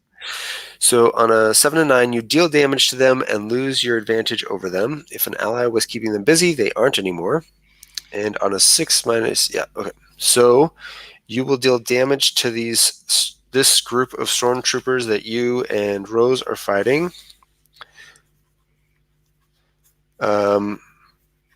Would you like to damage either their stormtrooper stat or their intimidating armor stat? I think well, let's see. With us being together, they were not considered alone, so they couldn't capture us. Yeah, I think there's not enough of them here that they could. Yeah, then definitely the armor. I think Cheeseball sweeps under them. Rose lands, like rips off their helmets. They like their armor is dented in places, and they're having to strip it off before they get up. Great. All right, so there's several of them that are in various stages of dress. Malachite, you've just been slashed by this man with the ponytail who, with his 2 fancy swords, and he's dancing all around. Very agile fellow. lashing out at you here and there with his swords. What are you going to do? I'm going to call out to one of the dwarves to toss me my warhammer because I guess that I need it. And then I will. I mean, this guy is hopping around, and what I really want now is to keep his attention on me mostly. And I will just mostly stand there and look at him, and occasionally throw weird dwarvish insults at his head that he probably won't understand, but he will notice that these are meant for him. And what I'm attempting here is now to keep him busy and outlast him. Okay. That's basically what I'm doing. Okay, so you get to roll with iron. Yeah. No, I get to roll with, I think I have to keep them busy. I roll with courage. Still, I get to roll with iron when I finish them. Oh, right. Okay. But this one I have to roll with courage, which I think I'm not that good at, but hey. Maybe I'll roll better. Yeah, I've got a 10, so yeah. They are... Yeah, I buy some time. Attention is all on me for now. Yes, very good. And I get to use his reckless feature, right? Yes. So I think how this works here is they are always hard cuts, so they can't be overcome. So he'll probably deal damage to you. No, I don't. Wait, I don't think he does, because on the 9-, they will retaliate against you when the time is up. I don't know if they do deal damage. I buy some time. Attention is all on me. I don't know. You're the overlord. You get to make the call.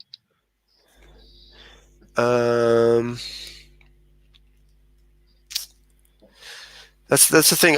Garrett, when you played this before, I don't know if this has come up or not, but like they have the move that their attacks are always hard cuts, and a hard cut means that the GM gets to deal damage, and so since this guy's attacking, I'm not sure, and then the second move is the reckless part, wildly reckless, so that it applies to the keep them busy part. So it's a move snowball type thing. Because of reckless, it moves into the next one, so you can do a hard cut, but it does not have to be doing damage. Right. It can be that since Malachite is keeping them busy and the dwarves threw the warhammer, maybe Trinia takes a blow, and we have to because the dwarves were not protecting her and they were protecting Malachite. And I think like one way that I can read this is if Malachite tries to overcome the, so like if this person attacks Malachite and Malachite tries to overcome it, that won't work. Like not necessarily that like I think basically what the way I read this is the move overcome is basically useless against this person. Yeah. But that's not what Malachite is trying to do. No, I'm trying to keep them busy, and keep them busy says I buy some time, and on a 9- they retaliate against you, but I have a 10, so they don't retaliate, but they can't. Yeah. So they don't do any damage to anyone. If it doesn't trigger reckless, then you don't trigger the hard cut. Okay. Cool. Okay, cool. Okay, so I'm just keeping him busy and setting things up for me to eventually trying to finish him by outlasting him. Okay, great. And then Aragorn, you're running over towards this wizard. Tell me what you do. So I try to swerve by Trinia, right? Did I say that right this time? Yeah. Yeah. Close enough. Yeah. So like I try to ask her, how did they drain the magic? Like the way I imagine is like maybe there is something that is draining the magic, and if it's easy enough to disable, I can at least bring magic back, and then the wizards can also join. Okay, so you're running towards Jenya on the way over to this wizard, right? Okay. Trenya is in the middle of a pretty hard fight. I think what she'll say is I mean, also if the wizard overhears and can point at stuff. I think Terenia's too busy, but the wizard does hear as you're approaching, and he kind of gets to his feet now that he doesn't have a knife with him, and he yells at you. He's like, "They have a device set up in the tower. Follow me. If you can help me I'll try to help you disable it." And he points to the tower ahead of you. Okay, so I'll try to keep his back as he shows me the way. Okay. Yeah, you run inside the entrance to the tower, and you see about 10 more guards standing around. They've all come to full attention, hearing the chaos happening outside, and in the center of them is this. I think it's about a foot square. So what is that? 30 centimeters square. Golden box that has had the top removed, and sitting inside of it is this kind of pink glowing orb that's just barely levitated. And as you enter the tower here, it's much colder. But you also can see that here and there are cracks in the floor, and you can feel that just that missing sense is even worse here. It just feels like something is being sucked out of the air and the world around it. Let's go back to Cheeseball and Rose. You knock off their armor, but they're still up. The elf spins towards Cheeseball and actually just pulls off his breastplate where you ripped it and swings it at your head, Cheeseball, trying to knock you across the lawn here. What are you going to do? I'm going to activate my, my mammalian, my what are you? Because I read in the Inverse book over the week that instead of the location, if you're playing with the normal rules, you can be immune to one of the threat of the world stats. Ooh. And I think I'm going to be immune to leadership. Okay. And since they don't have a stat that can damage me, I think like the breastplate smacks Cheeseball across the face, and ferrets actually do have like an extra layer of skin, which makes them very tough and hard to damage as their nerves are under 2 full layers of skin. So I think like there's like this clang, and Cheeseball just blinks, and like the breastplate falls, and Cheeseball looks down and looks up, and gives like this Weasley smile. And the elf's like, and he pulls out a dagger that he had in his belt because you've knocked his sword out of his hand. But I'm then going to activate one of my power, and going to activate Rampage. Every enemy between me and Malachite, I am throwing out of the way as I move towards my. I'm making a path for Rose and Sir Sundew, and seeing if Malachite needs aid, because he is a tough dwarf, and maybe, just maybe, I'm needed elsewhere. But I think Cheeseball is like the elf comes at him with a dagger. Cheeseball just reaches up, grabs his hand, tosses him behind him, maybe out that explosion in the wall, and they're like Rose is getting ready to fight the halfling. Cheeseball walks by, just pushes him out of the way, like shoves him into a wall, and just like keeps moving by. Like all these other guards keep coming towards him under the captain's order. Awesome. Okay, Rose, you find yourself suddenly unoccupied with Sir Sundew standing behind you, and there's a clear path now between you and Malachite across the way if you want to go that way. You also saw Aragorn just disappear into the tower, following the High Wizard. What would you like to do? I just hope that Aragorn will be fine, and I follow the ball of mayhem and rampage that is Cheeseball. In the meantime, I draw my sword, cut my hands free, then cut then release Sir Sandu from his bonds, and ask I think total of 4 of us, at least me and Sir Sando, as we engage this let me use the proper name, the warmonger, the Laria the Blade. I think Rose coming from one side, Sir Sando's coming from the other side. I with the sword, he with his shield and his sword, and then the Malachite is there, and we just like keep pummeling on him, and at some point Rose just stands there and points to him and says, "You guys are outnumbered and outmatched. Your soldiers are already beaten up. You better run away before we get even more angry at you." Okay.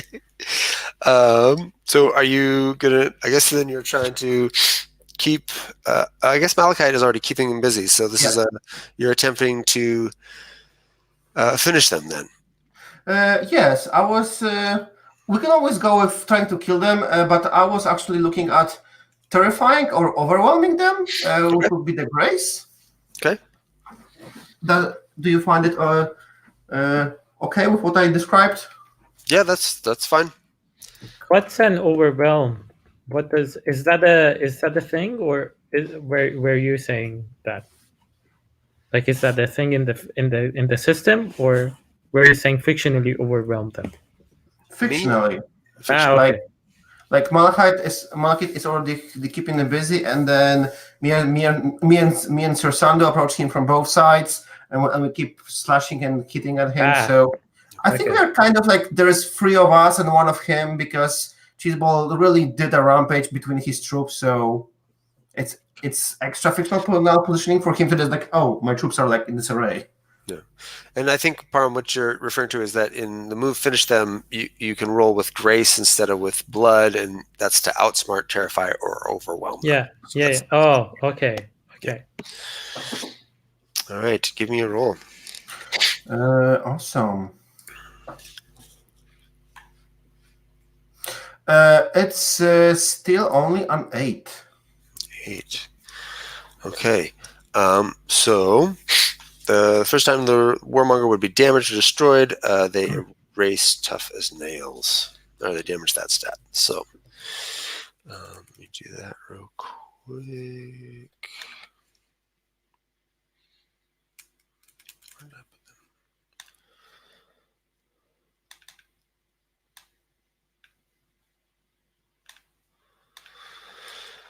All right. So the warmonger looks at you and thinks and shouts back to you, "If this is all you have as a dwarf and a whatever that is," pointing at Cheeseball coming at him, and the 2 of you don't even think that I'm going to go down before you. And he runs straight at Malachite and jumps over Malachite's warhammer, leaps off the top of Malachite's head. And comes, actually, yeah. I have a move that he cannot just charge past me. Oh, okay. I think. Wait, that's the Stoneborn move, right?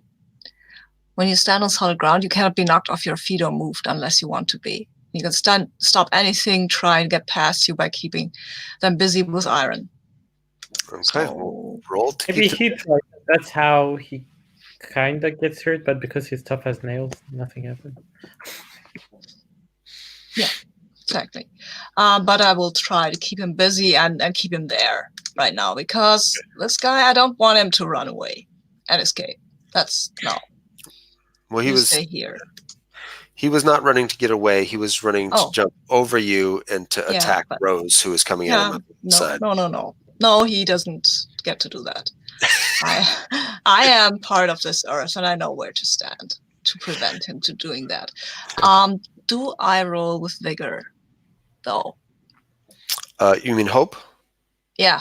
Right, yeah, you're all here. Okay. Yeah, okay, and I'm protecting Rose, so. Yeah. Okay, so I've got a 12. Okay. No, 11. Sorry. Okay. So what do you do to stop his charge at Rose here and knock him back to the ground? He comes running at me, and you can see that there is there's his foot that hits the earth here, and then there, and then there, and like Malachite can hear that and feel that through the soles of his own feet, and he will know when this guy jumps, and he jumps, he steps on Malachite's shoulder, and Malachite reaches up and just tosses him back down. No, not so fast, my friend. Okay, so he lands on his back, but rolls quickly to his feet. But I think the blow knocks one of his swords out of his hand. So now he's only has one sword left. But he rolls back, and he kind of takes a deep breath, and then gives you all a second look. Now that he's had this, was told he was going to get his butt kicked, and then kind of got his butt kicked. So he's starting to think twice. I kind of think that before we engage, keep him busy another time, we have to like resolve what we were talking before. So Malachite created the advantage. I use the advantage, and now keep them busy. The 9- part comes in. So Malachite has to decide who like gets punished by him, damaged, I think. No, there wasn't a 9-. It was a 10 on the keep them busy. But before. Yeah. Yep. It was a 10. It was a 10. Okay. So yeah, I thought it was this 7-9. Nothing then. Yeah. Yep. No, I don't get to use the cool move, but thanks, appreciate it. Okay, so great. You throw this guy back to the ground. He does that cool, I think, anime slide back on his feet and comes up with his last sword in front of him. And we'll go back to Aragorn. You come running through the doorway with this wizard. You see this gold box centered in the center of the tower with these soldiers around it. And I think 3 of them start rushing towards you. Aragorn, what are you going to do? They've got their swords drawn. And this wizard is completely undefended. You see him kind of take a second to attempt to call up magic just out of reflex, and the power just won't come. And there's a brief look of terror on his face as he just remembers how completely helpless he is, which is a feeling that I think a wizard like this has not had for many years. Yeah. So as 3 of these rather large soldiers come bearing down on you with swords drawn and shields up, what do you do? I think we spied Trenia and what's the orc's name? Emilia? Yeah, what's that? The one, the captain? Yeah, that was Isabel. Isabel. They're fighting, like, I think, sword to sword. Yeah. So what I'm gonna do is I'm gonna slide over to the wizard and put my hands around his neck, and then I'm going to say, "Not so fast, wizard," and then I turn to the 3 troopers and the rest of them, and I try to muster as much of a kingly, regal voice as I can, and I'm like, "Run out there, you stupid folks!" Isabel is under attack by a whole army of elves and halflings. Okay. So that's me trying to trick them by talking sense into them. I'm not sure if they will buy it. Great. So this is your yes, my liege, I think. No. So they are not below my rank, so I cannot try that. I have to roll for talk sense. Talk sense. Okay. Yeah, great. Unfortunately. Yeah.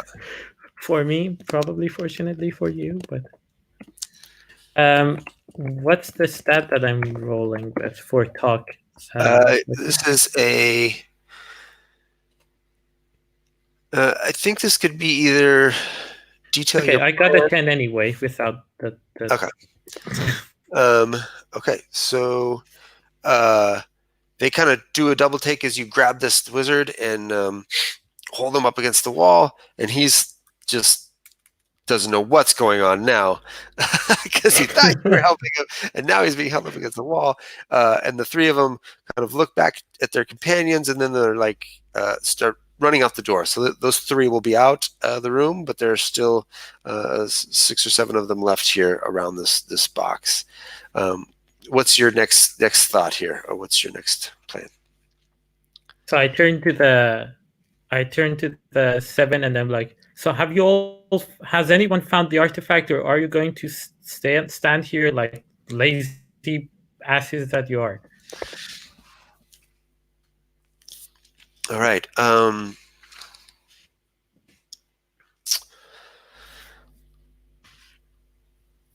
They will look at each other, and they're like, "We're on guard duty. There's others down below looking for the artifact. Why? What do you know that?" And let's see. Let's go back to Cheeseball, and then we'll take a quick break. Yeah, I think there's like this, the the warmonger is running up Malachite. Malachite grabs his foot, like slams him down. There's that anime spin, lands with his like Ginyu pose with the sword. Malachite's there with the war hammer, and then Cheeseball just walks between them, like there's nothing going on. Reaches behind himself, pulls out a knife, is walking towards Trenya and the captain, and it's like, I think they've got this handled. I don't. They don't need to be here. And and then I'm going to wait for I think Trenya getting this. Trenya and the dwarves, fighting off this big threat to the world. The captain, the captain doing very well, being able to fight off 3 people, but leaving themselves open for the attack from a 4th. And as then, like, I think as soon as there's like this opening, like the shield is raised just a bit too much, Cheeseball tries leaping, this time outside of the armor to I think I'm basically trying to am I keeping them busy, or Don't worry about it. The captain is not quite alone yet. So you lunge, and just as your knife is about to go in, one of these guards steps in front and tries to clobber you with his sword, but you end up just lodging your knife in his neck instead. And so the 2 of you kind of tumble out of the way, and you come up sitting on his chest and pull your knife out. I think is something like that happens. So I think I'll like turn to like the other guards, just like wipe off the knife on the shirt. Well, guess I'm taking the census early today. Awesome. Okay. Let's take it's a little bit later than I meant to take our second break, so come back at 10:30 and we'll do like another 10 or 15 minutes and then wrap up. Does that sound good? Sure. That's going awesome so far. Yeah. Cool.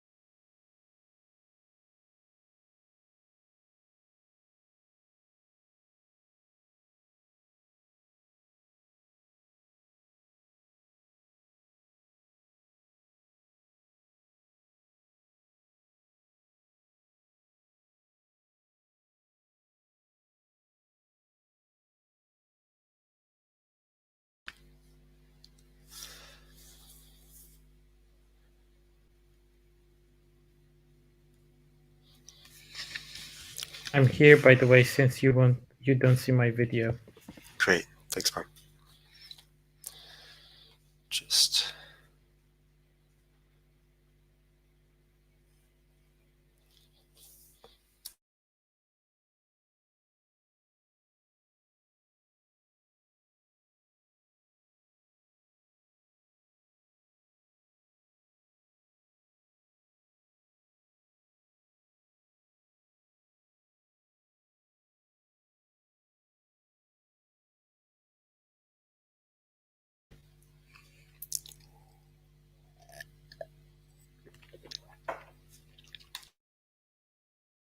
Oops. Okay.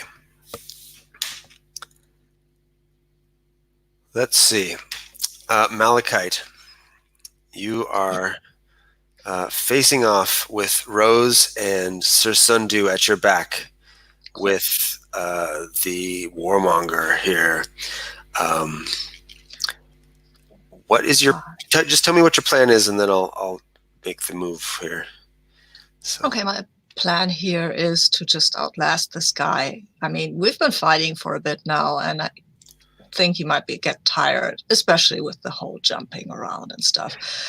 And when he starts to stumble or lose control or might do something a bit uncontrolled, I'll step in and I'll punch him with the warhammer, I guess. Okay, great. Okay, and Rose, as you see this guy begins standing up, slowly circling, spinning his sword around, looking for the opening on Malachite. What's going to be your plan here?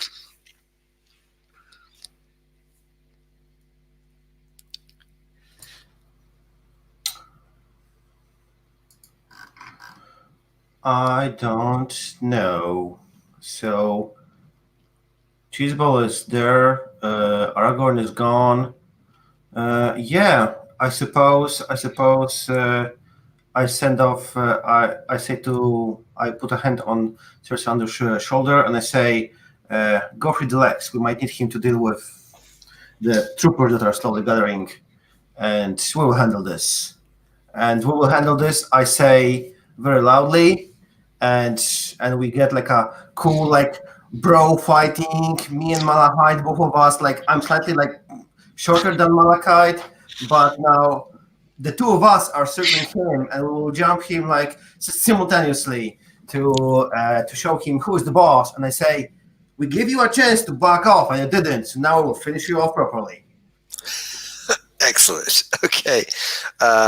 So you two are circling around, and he's kind of looking back and forth. I think we get a lot of old Western shots of just the eyes here. Everybody's squinting, getting ready to move. And he feints quickly, like he's going to lash out at Rose, and then rolls backwards and attempts to slash at Malachite there. Yeah, sure. Did you want to say Sabine? Okay. I can't. I think. Can I? No, I can no, I can just deal damage with him here too if exactly. I want to do a hard cut. I don't mind. Okay. So again, he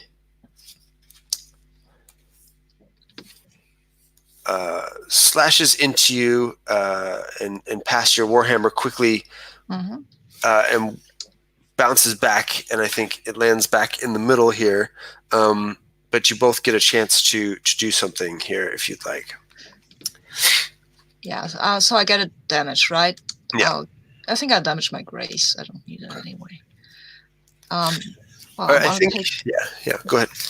I want to take him out, but if Rose wants to do the same thing, I don't know how we handle this. I think one of you still needs to roll to keep him busy because. But I did that. I know, but after the finish the move, you have to keep them busy again. But I did that. That is exactly what I was doing when he was trying to barrel past me. Ah, right. Okay. Then, yeah, I guess you can roll to attempt to finish him. Tell me what you're going to attempt to do, though, before you you roll the dice. Well, actually, what I would attempt to do is that he cuts at me, and I just don't care. I'm tougher than he is. He cuts at me, and he probably thinks that I might try to get away because people usually do. But I'll just lean into the blow and hit him with my warhammer. Okay. Because that's So do you go with outlasting them or just like going for killing shot? Yeah, that's the same thing when I do it. Okay. So if you're outlasting them, I think we see like our shots like after like 1 minute, 2 minutes. Rose is there like just like losing her breath, like how long they can go? And like and Malachi just like, yeah, he's just like as fat as he was, and I noticed like, oh my god, how long can they go? Can this go? Yeah, so maybe he's like jumping in, slashing at you, Rose, and you're like getting knocked back, but not taking any damage, and then he'll sleep in, and every once in a while he gets since Malachi doesn't try to dodge that well, chipping a chunk off of the armor here and there. And I assume are you going to mark another armor, Sabine? Okay, if I don't get to roll anything, we'll mark another armor, sure. No, Yeah, I think losing perception it's just, I think it's just narrative right then, but Sabine should roll to iron to try and finish him off. Right. Yeah, that's what I was trying to do. But you can chip my armor. I think it works very, very well narratively if he goes at me a little bit before I just finish him or try to. I mean, I might roll total bullshit. So I've had before, but Rose is still with me, so I roll with hope. Yeah, and I've got a 12. Okay. Tell me what this looks like. Yeah, well, he is jumping around and trying to get, and Rose is already breathing hard, and so is he, and then he cuts at me and chips off a bit of my armor, which seems to be a part of my skin, really, because that's these inlays. And he cuts into the inlay, but his sword kind of gets stuck a little, just a tiny bit, but that's enough for Malachi to just bring up the hammer and hit him sidewise along, I think, the chest, and then he will just collapse. All right. So the two of you are suddenly aware of the rest of the battlefield. In the one corner, with a pile of bodies all around them, Trenya and the captain are still fighting, but Trenya seems to have been wounded and is being beaten back. Her dwarves are stepping in front of her, but one of the captain's men will fall down all of a sudden with a knife in his throat, and all of a sudden there's a giant ferret sitting on his chest. Other around the ruin, many of the wizards have jumped up and tried to escape out the door as these two huge stone trolls have been pummeling and beating back the rest, because we're over 60 troops in here, so there's quite a few folks that still haven't gone down or are part of this fight, getting fought back. And Ferret, you're all of a sudden you see Trenya get wounded and take a step back, and you're being faced. The captain hears his man go down behind her, and she spins around to face you. What do you do? I think Cheeseball again like hops off the chest, readies his knife, and as I've decided, Cheeseball knows martial arts basically. In a way, he will smile and say, "This is the shark swimming through red tape," and I think like start to try like anime, like in one location, then dodging another location, then I think I'm trying to keep her busy and like make sure Trenya gets a chance to escape, since Trenya did this all for us anyway. And I'm going to damage my fast feet, since my and roll with vigor. So I have hope and cannot have despair.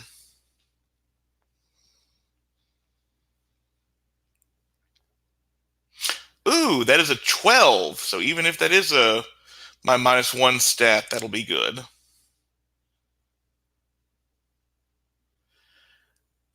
So keep them busy is courage, right?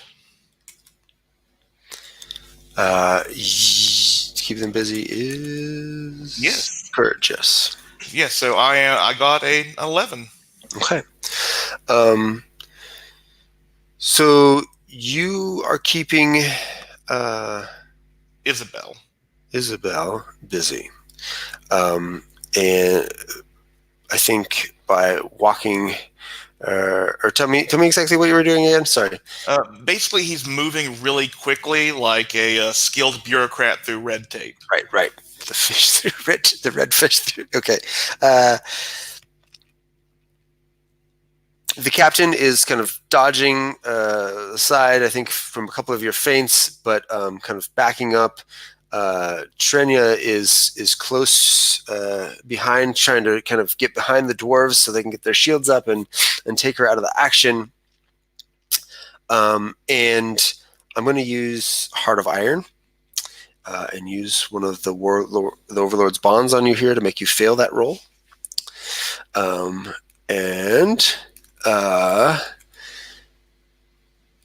So the bond that you have with the Overlord is that you were their pawn before you knew better, and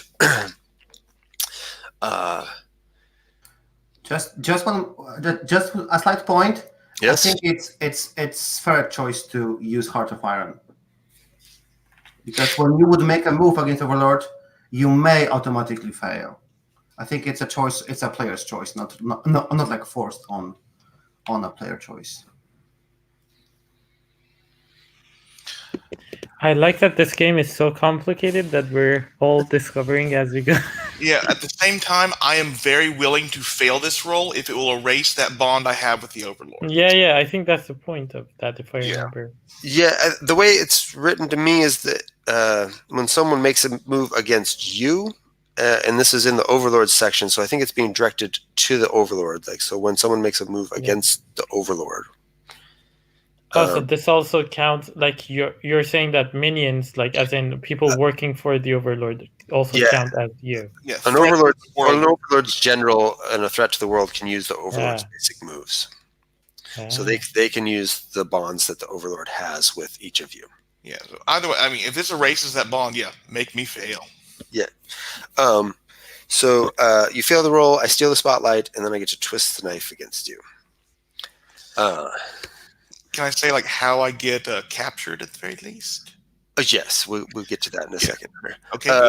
So I think, but what the Isabel looks at you.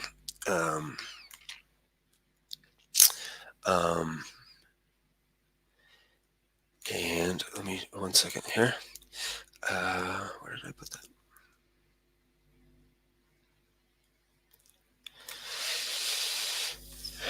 And she says, "Cheese ball, isn't it?"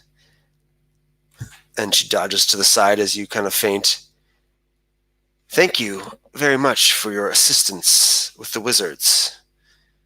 Thanks to your studies here and the information you brought back, we knew exactly how to come in through the gates." And then I think at that point, she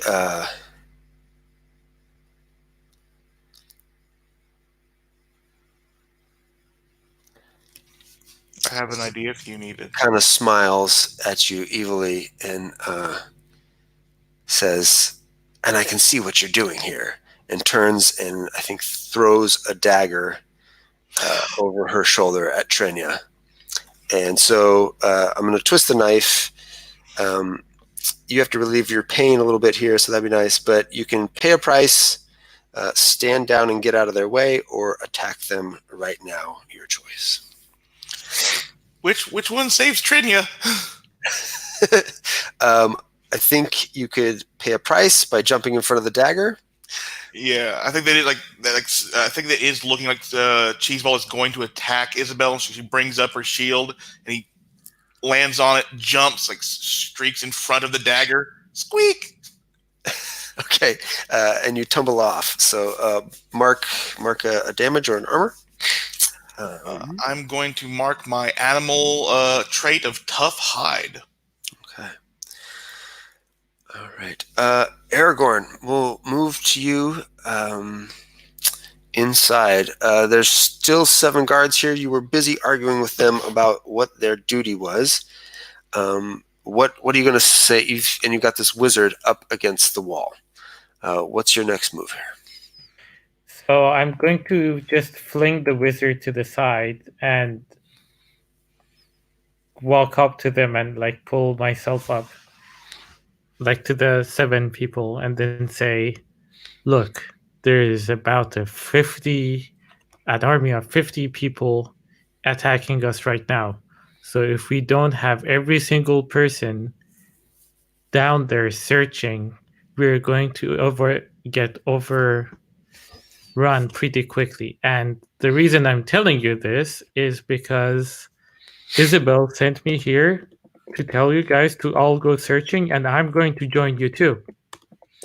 Okay, so you're trying to get them to go down in the ruins and search? Yes. Okay. Give me a talk sense. What is this with? Detail, I think, your plan and their place in it. Roll plus Yeah. sense. Oh, is my sense -1? I wish I could trick them, but oh well. I guess it could be a trick too. I mean, that's there. I think it's let's see. Impress, dazzle, or trick them. Yeah, trick, but there is trick them, and that's what he's trying to do, Yeah. right? Grace. I mean, he's not dealing Sure. I'm not fairly. saying, yeah, join me. Yeah. True. Thank you. Okay, let's see what my stat is, because I think I need it. Your grace is 3. Oh, phew. Okay, I got a 6 with the 3, that's a 9.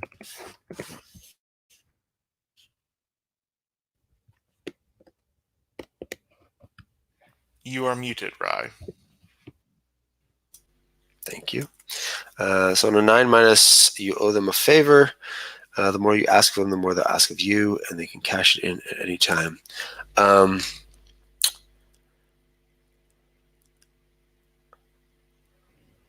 Can I use my third eye to figure out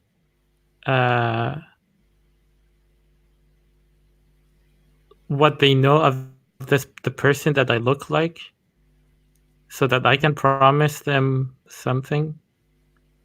Like if we get out of this alive, you can go tell Isabel about the thing I did or something like that. Would that work? Or maybe he can damage the trait to have said the perfect thing to get them to go. His third eye trait? Yeah. Yeah, I think we could do that. So you're reading their minds as they do that, and the one in front of you, you kind of get a sense that when you mention Isabel's name, they are always eager to try to do their best in front of Isabel and always follow their orders immediately. And so you kind of get the sense that if you promise to them that you would put in a good word with Isabel, they would appreciate that. So, yeah. Okay, so I'm like, look, I know you all are waiting for a promotion, but I need to hand the boss something.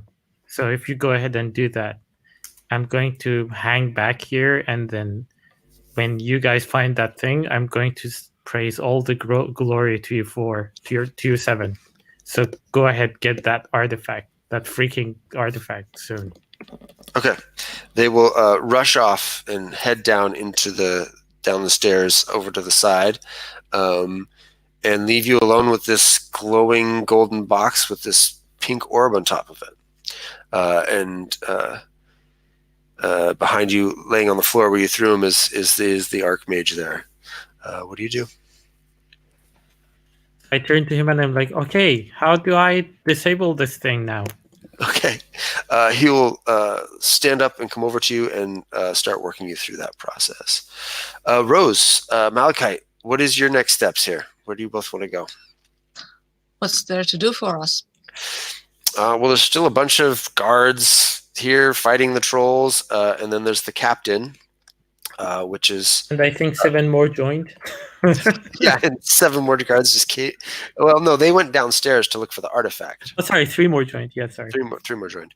The captain is spun around now and is going back to attack Trenya, since whatever that thing was that attacked his man from behind and was flanking him now has a dagger in it and rolled across the floor.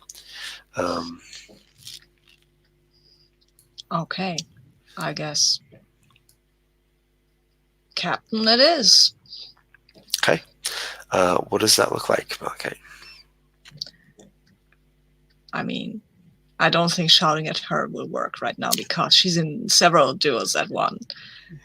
So I guess I'll just stomp over there and I could now either try to tell her that she's lost, but I think I'll just try to keep her busy so that Frenya can put a dagger into her or something. Trenya's pretty injured and is kind of like backing away, and the captain's bearing down on her, and the 2 dwarfs are fighting him off, or fighting her off, Isabella. Okay. Yeah. So then maybe play tag again with Rose, like we did before. And I looked at Rose and say, should we take her? It looks like her troops are getting ready. I will take care of the troops, and seems I'll like take care of Cheeseball needs your help. Yeah. Okay, then I'll stomp over, and I don't think I can charge her and leave a path for my allies to follow, but I will just go and keep her busy a bit. Okay. And I'm going up and saying, "Hey, excuse me, I've overcome your whatever he was, the guy with the ponytail. So if you want to surrender now, we'd be very amenable to that." Okay. And I can try to do it with talk sense, right? With keep you busy? No, I can talk sense. I can try to talk sense to her, but maybe she will give up. I'm appealing to her emotions and desires because she must want to live, right? I guess it's a question of, does she want to live more than disappoint the Overlord? Okay. I can do it with sense, though. Yeah, I think probably sense would be better. Okay. I'm rolling with sense. I don't have much hope here, but hey. Oh, wow. I've rolled a 10. Sorry. It's okay. Sorry. All right. So you're telling this person to surrender. Mm-hmm. Let's say if they're willing to listen. I guess is one question I should have asked beforehand.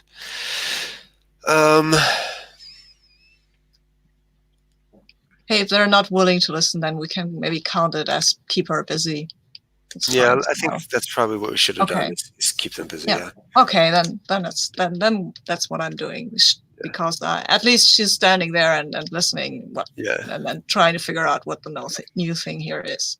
Yeah. So do you like push right past Trenya and her 2 dwarves, like step in between them, or do you come up to the side? Yeah. Okay. Sure. So you've got the captain's sole attention here, and the 2 of you start dueling. And is that still a 10 on keep them busy? It's probably yeah. Courage. Yeah. Okay. Yeah. Great. Let's see. We're about at time.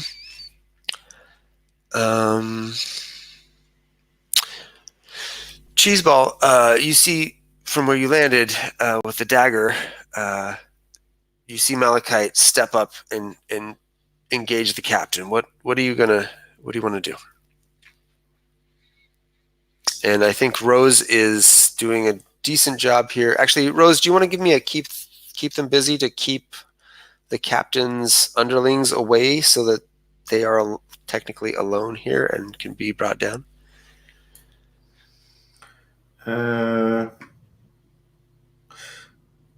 Yeah, I was actually thinking of doing. Yeah, do we want a cliffhanger here, or do we want to keep describing? Because that would be a rather lengthy action. What I want to do. Sorry, one more time. Do you want a cliffhanger here, or do we want to keep describing? Because it's a longer action I plan to do to take out their troops, to make them Okay. run away with fear. Okay. Why don't we do that, and then we'll Okay. go to Cheeseball and see what happens here at the end. Sure. So since Rose has an animal trait, fast feet from her friendship with Cheeseball, we see Rose just like running really fast and dropping this little devices that looks like they're like literally like dwarven made, and she like drops them somewhere by the bushes, by the tree line, and something like this, and then she like quickly runs back and sits on legs. Legs stands up on his like rear four legs, and all these devices in the forest that Rose drop, they start like blowing some wind and emitting some like creepy spider sounds, and Rosie shouts, "My name is Rosie Silkweaver. My family is famous for raising the spiders. Now let's all of you want to become food to all the spiders hiding in the bushes. You better run away now." Okay, excellent. So I'm marking a use of fast feet. I'm marking a use of burglar gear for this creepy sound spider emitters. Let's see.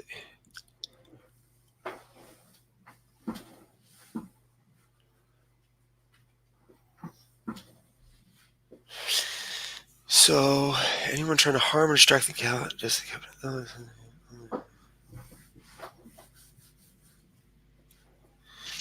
Since we've already taken yeah, go ahead. armor from the stormtroopers, this might take the stormtrooper condition away and scare them off.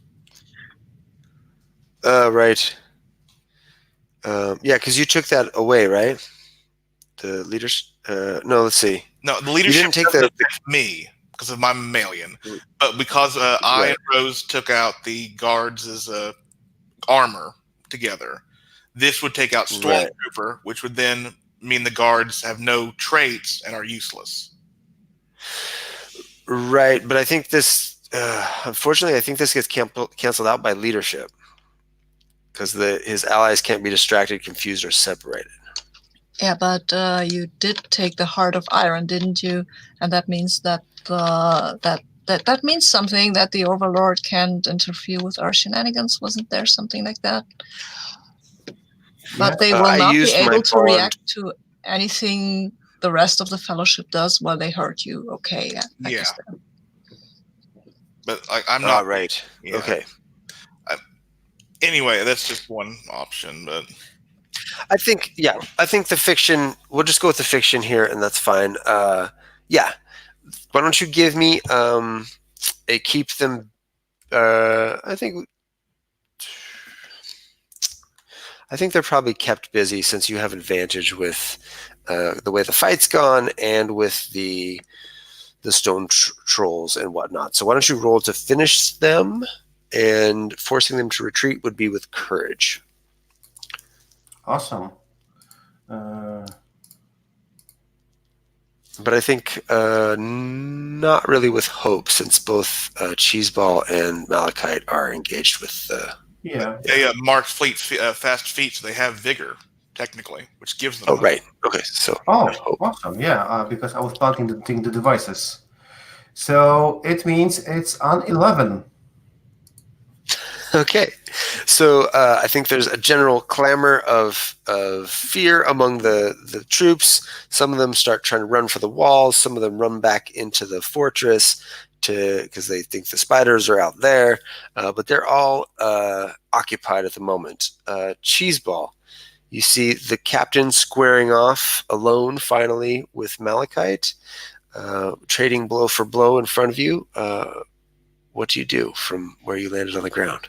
I think Cheeseball gets up. I chose the tough hide, so I think like it's like there is a dagger sort of in him, but like in the first layer of skin, no blood comes out. It's a clean thing, and he now has two knives. Like one's probably like very oversized for him, and I think like a Malachite like slams the warhammer down. The captain slides back, and Cheeseball is like right behind her knees and like raises the daggers up. And I think the final thing of the session is just Cheeseball saying, "Orb Weaver Spider strikes," and then jamming the daggers down. But I don't want to roll anything at this session. Just sort of pick up next session there if we can. Perfect. Okay. You don't want to give me a roll to think about? That's fine. All right. Excellent. Well, thank you all. I will end the broadcast real quick, and then we can chat for a second.